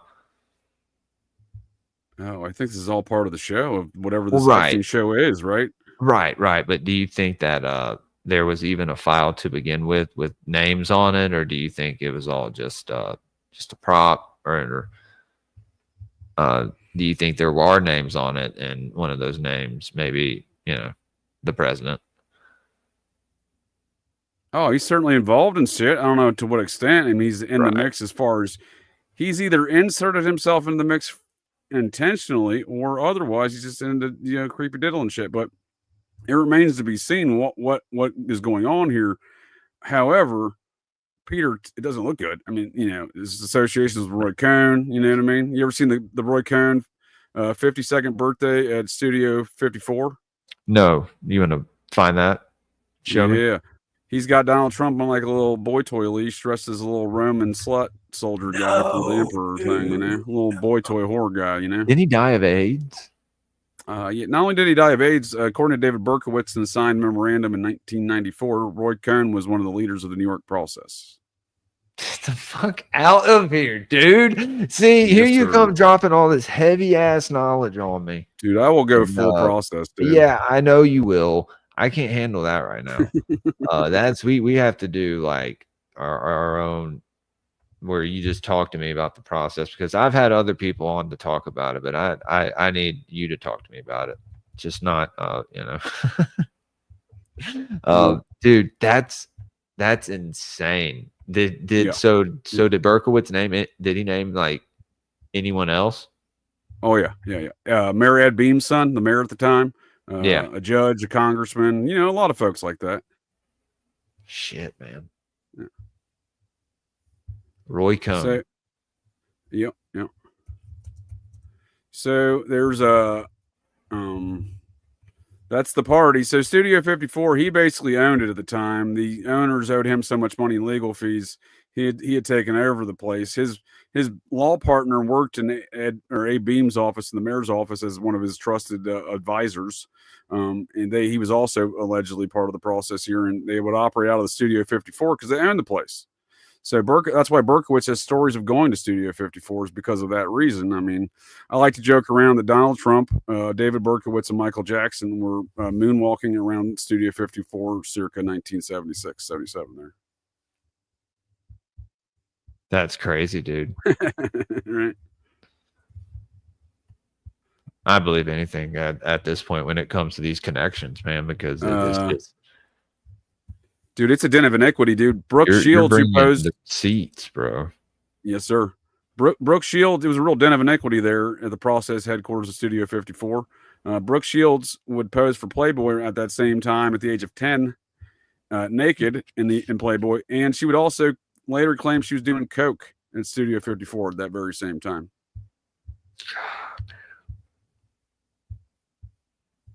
So fucking sick, dude. The Roger Stone is who would introduce Roy Cohn, or Donald Trump, to Roy Cohn in 1970. What is this? What's the year of this one?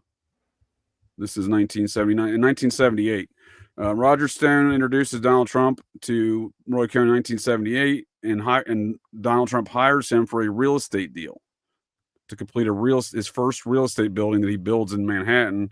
He hires Roy Cohn to make that happen because Roy Cohn's connected to you have to hire the mob and shit, and that's Roy Cohn. So that's on his face why Donald Trump hires him. But then, there may be more to those stories, because then you see images like this from that party, Roy's 52nd at Studio 54, and that's that same young 28-year-old Donald Trump. That's very Rothschild-esque. It's like your Roman Emperor boy toy, a little horror boy toy, right? Wait, that's Donald Trump? That's a young 28-year-old Donald Trump.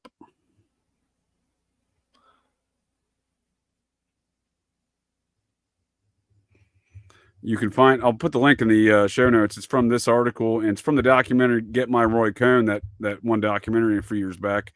It's the first time this thing was ever published in my understandings.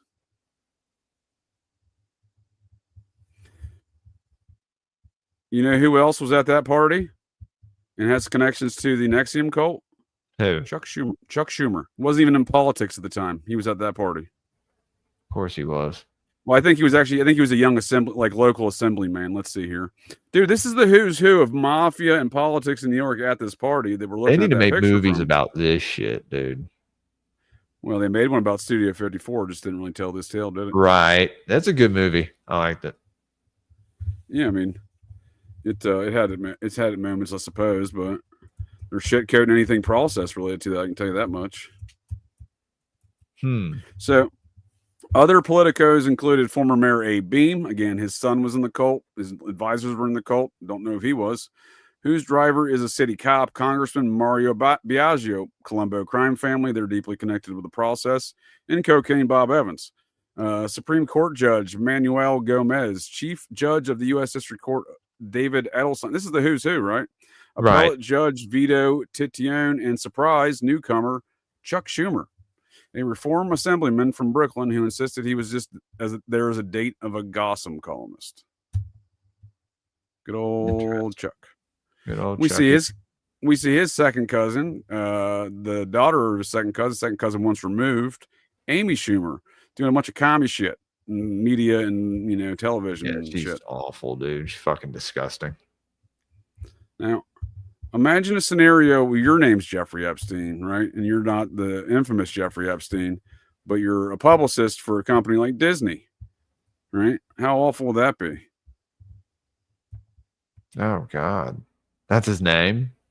Yeah, dude, he was the head of PR for Disney. His name just happened to be Jeffrey Epstein. Yeah, they need to fire him. Well, Disney's probably full of freaks. So yeah, they fired him a couple years later. He didn't survive the storm. So, if I may just comment a couple more things and get your opinion on regarding Epstein. So we see the it's framed, again, it's, I like to call the balls and strikes if we're not describing it properly. If we're saying that Donald Barr hired him when Donald Barr clearly did not hire him, like, these are the issues I have, right? Yeah. So again, this is his tenure there. He gets hired in August, starts in September, fired 2 years later. And the commentary about it from those students, so I'll put it in that link from those notes. And again, the headmaster that hires him is just like, no, I didn't see any of that shit. But again, the students are like, yeah, this dude was creepy as fuck. So this was something that got sent to me recently. Like I said, I played that "Who Is Your Daddy and What Does He Do" bit with Mark Epstein and Jeff there. Yeah, a couple weeks ago, or maybe 2 weeks ago, or last week, maybe. And someone sent me this here of Sean Atwood. You familiar with this fella? Yeah, he glows, man. Dude, thank you, sir. He glows more than a nuclear bomb, dude. Yeah. First of all, this British fella I comes used to over. like him when he first came out. Like, me and my wife watched him. I had to explain to her, like, hey, this guy's been he's compromised. He came over in America and started dealing ecstasy with Sammy the Bull Gravano down in Arizona. Right. You mean to tell me this dude ain't got a weird background? Yeah, I mean, dude, yeah, when you get into the mob, dude, and I think it's the same with the cartels down in Colombia. Like, there's like a there's a tie to these other families, right? And there's an occult aspect to it as well. Through Santa Muerte, all day, dude. All day, dude. Every time when men get made, right? The ritual they go through, the oath, they take a blood oath, right? For sure. And I literally just discussed all of this last night in regards to all of these matters you're describing right now, and this deeper occult nature of the folks that are doing a lot of the moving and the shaking in the society. Absolutely. Speaking of folks like that, the Colombo crime family, Cocaine Bob and gang's friends. The underboss's son, the underboss Sonny Franchise, would famously date Marilyn Monroe. She's involved in these weird satanic matters as well. Whose son is now who has a podcast, right? Yeah, Michael Franchise. So he gets inducted into the mob. I believe it's October 31st, 1976, through some sort of creepy blood ritual. So you mean to tell me that ain't occult shit? That's definitely is. No, right. Dude, absolutely. And even like I said with the Santa Muerte down in South America, there's been sicarios who have been on interviews talking about how that the heads of these crime families down there would participate in, sacrifices and stuff. And, they were loaded, dude. No, dude, for sure. I just recently discovered that same thing you're saying right now, because I was reading over some DEA reports and the rate of Manuel Noriega in Panama, cocaine dealer in the Iran-Contra cocaine stuff, along with the Medellins. That was their cocaine source in large part. Dude, look at the Ochoa family. The patriarch of that family didn't spend one day in jail. The big guy who did the horse dancing. There's videos of him on YouTube, like on these horses, and he's huge, and these horses are just like dancing. Like, they do those little dances. I think it's pretty funny. I'm hip. Those are Cocaine Bob's friends. Cocaine Bob was an unindicted co-conspirator with Karen Greenberger in the murder of Roy Radin, the New York process leader. And Karen Greenberger was the Medellin cartel's #1 in America. Yeah. And so I definitely think that there's ties there as well. I mean, they wouldn't have been able to do what they did if there wasn't, right? No, it's all the same shit, man. So in that DEA files of Noriega's shit, they cite a Madame Morris style altar in Noriega's main room of his little palace. Shit, man. Yeah. So it's all the same shit. So, but so that's when I look at Epstein, dude. He signed when he's signing shit, dude, in that jail logs in Florida when he did that 13-month stint in the wing of the prison that he built, and did it. He was there on the weekends for 8 hours on Fridays and 8 hours on Saturdays. But outside of that, when he's signing out of those things, he's using what seems to be the infinity symbol, which seems to have some deep occult understandings. And why he's doing that, I have no idea. Maybe it's a sigil or something that they use. Maybe it's just his sign in his particular order. That's the sign that he goes by. And that is, you're right on target, sir. So from my understanding, it's a symbol that would be used by a magician to tell others that he's both still in control of the seen and the unseen worlds. Right. So on these matters of who is Epstein, what is all this weird stuff, then we see stuff like this with this, glad you mentioned it, obviously glowy character. Aside from the ecstasy stuff, this dude, I had, other thoughts about all this dude's propaganda over the years, but we see this interview I was sent recently about Epstein's alleged niece, and this whole story is tomfoolery, if you ask me, but let me play a brief clip. Oh, I'm sure it is. I am Jeff Epstein's niece.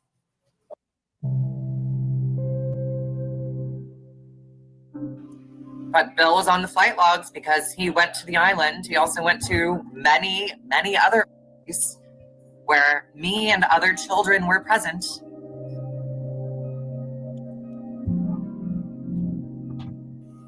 With my experiences, I believe he wanted to talk more about the other parties involved. And I know he didn't kill himself. I'm not sure whether they let him go and get plastic surgery and flee the country, or if they did kill him. But I do believe he was a pawn. Yeah. So she goes on to describe, she gives her name, and I looked her up. I did her history. Her father's a third-generation Epstein attorney from Denver. She has no relations whatsoever on paper and any provable records of being related to Jeffrey Epstein whatsoever. Her brother-in-law is though John Wick. As you saw, her married name is Wick. She does have a brother-in-law named John, so she has brother-in-laws with John Wick. Well, yeah, I mean it's just theater, dude, right? That's usually the case. No, it for sure is, dude. But like earlier, it definitely is. But again, it seems to revolve around occult shit. So Ghislaine Maxwell's father is a Scientologist.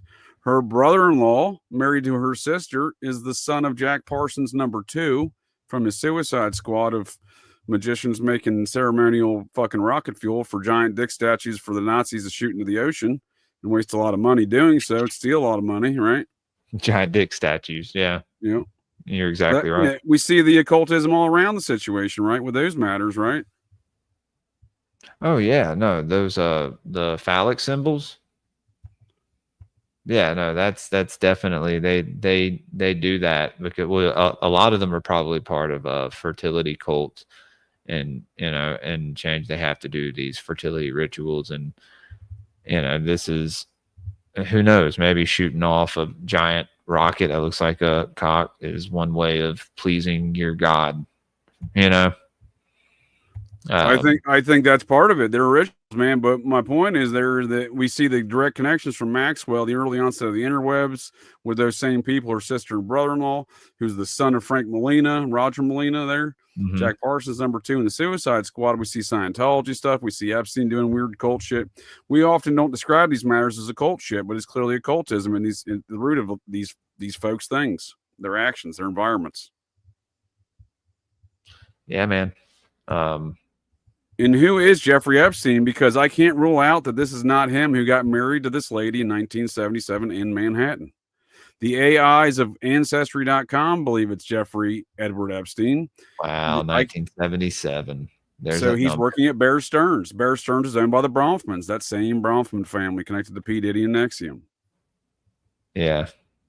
And like I said, 77's that, that Goat of Mendez number, that Crowleyan number. So what? So this is an index, and I'm working on trying to get the actual files.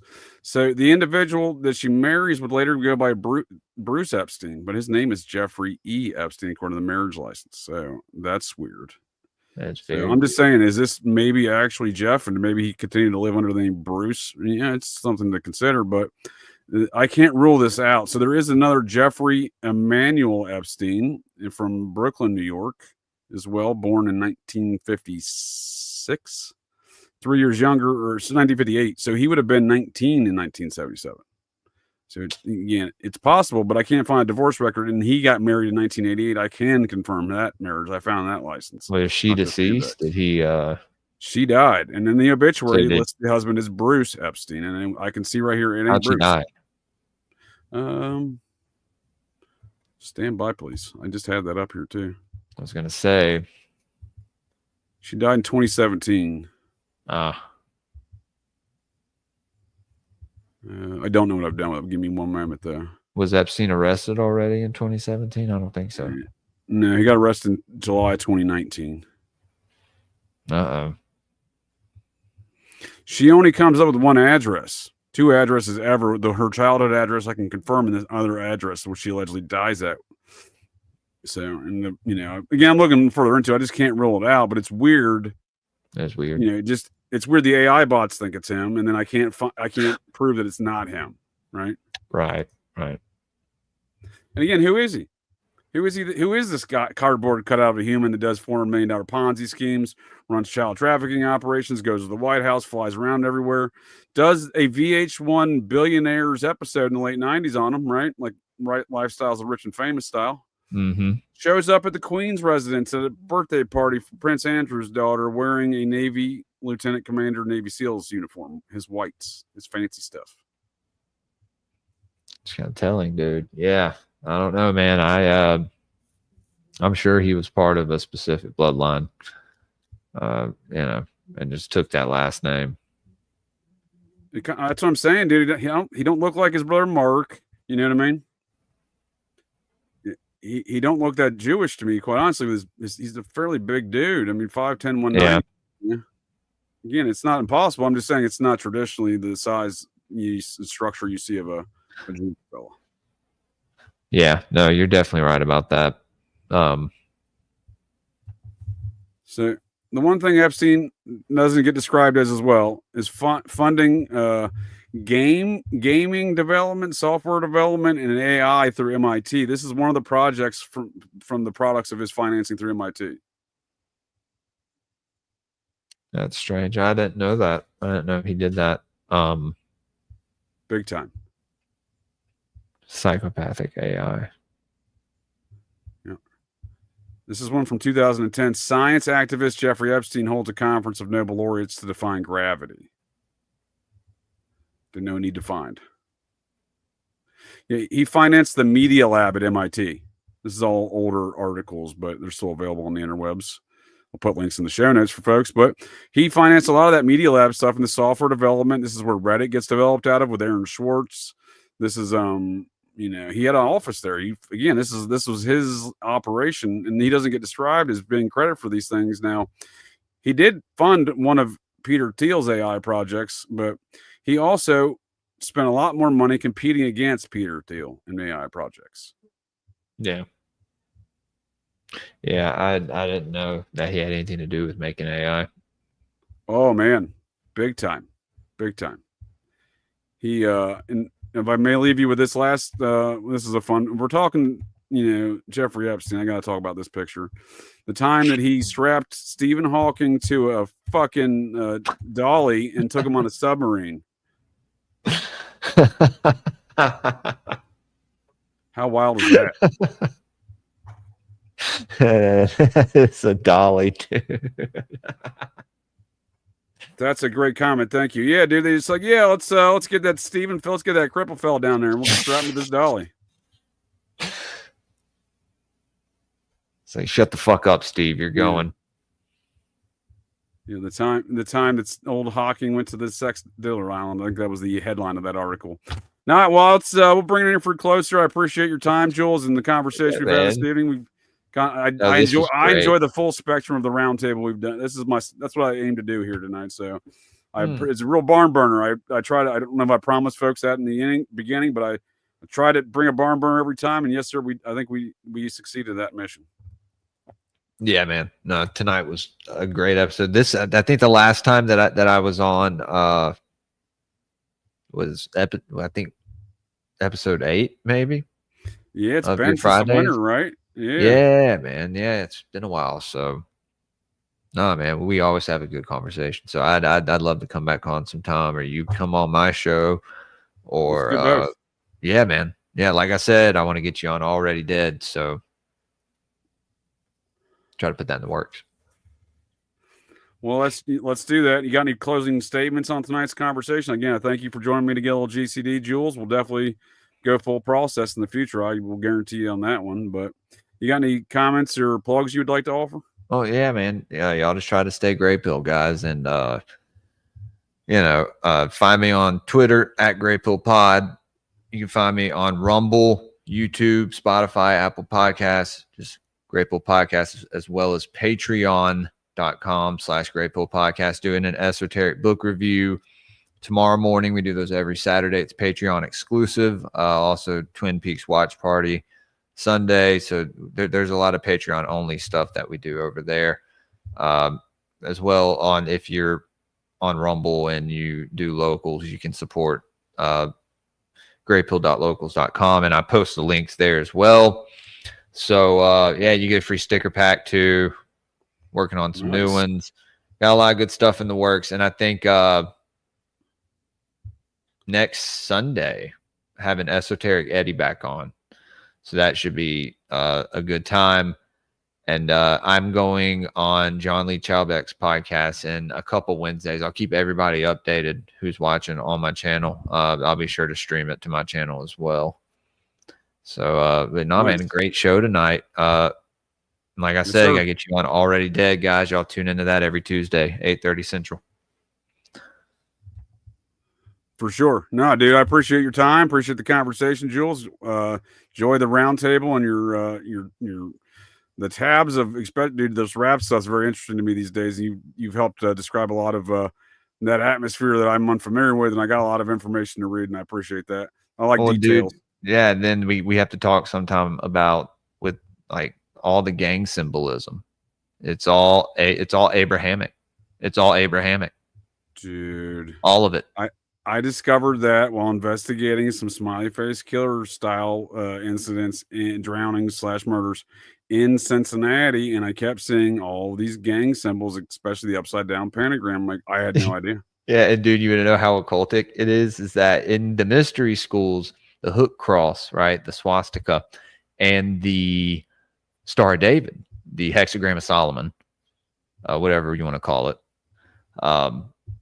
they are used in the same patterns, like decorating like certain books and stuff on like that. Like, they're used in the symbolism kind of like together. And so when you look at, like, for instance, the symbolism with the gangster disciples, they use the 6-point star, but they also use a swastika with 4 dots in it. Like, I think maybe that's like a Hindu swazi or something. I don't know. It's the dualism of it. It's crazy, dude. Who doesn't love a good swazi? I know the Process and Charles Manson, they love a good swazi. Right. You see it everywhere, man. So yeah, you guys, y'all have to come back and join us again when we can dive into that next time, dude. I have a whole presentation on Patreon that I did at that, so we could talk about it. I will always talk some Nazi shit, so that sounds good. I appreciate you folks of the interwebs for joining us tonight here. I got Operation GCD Sundays coming up on Sunday.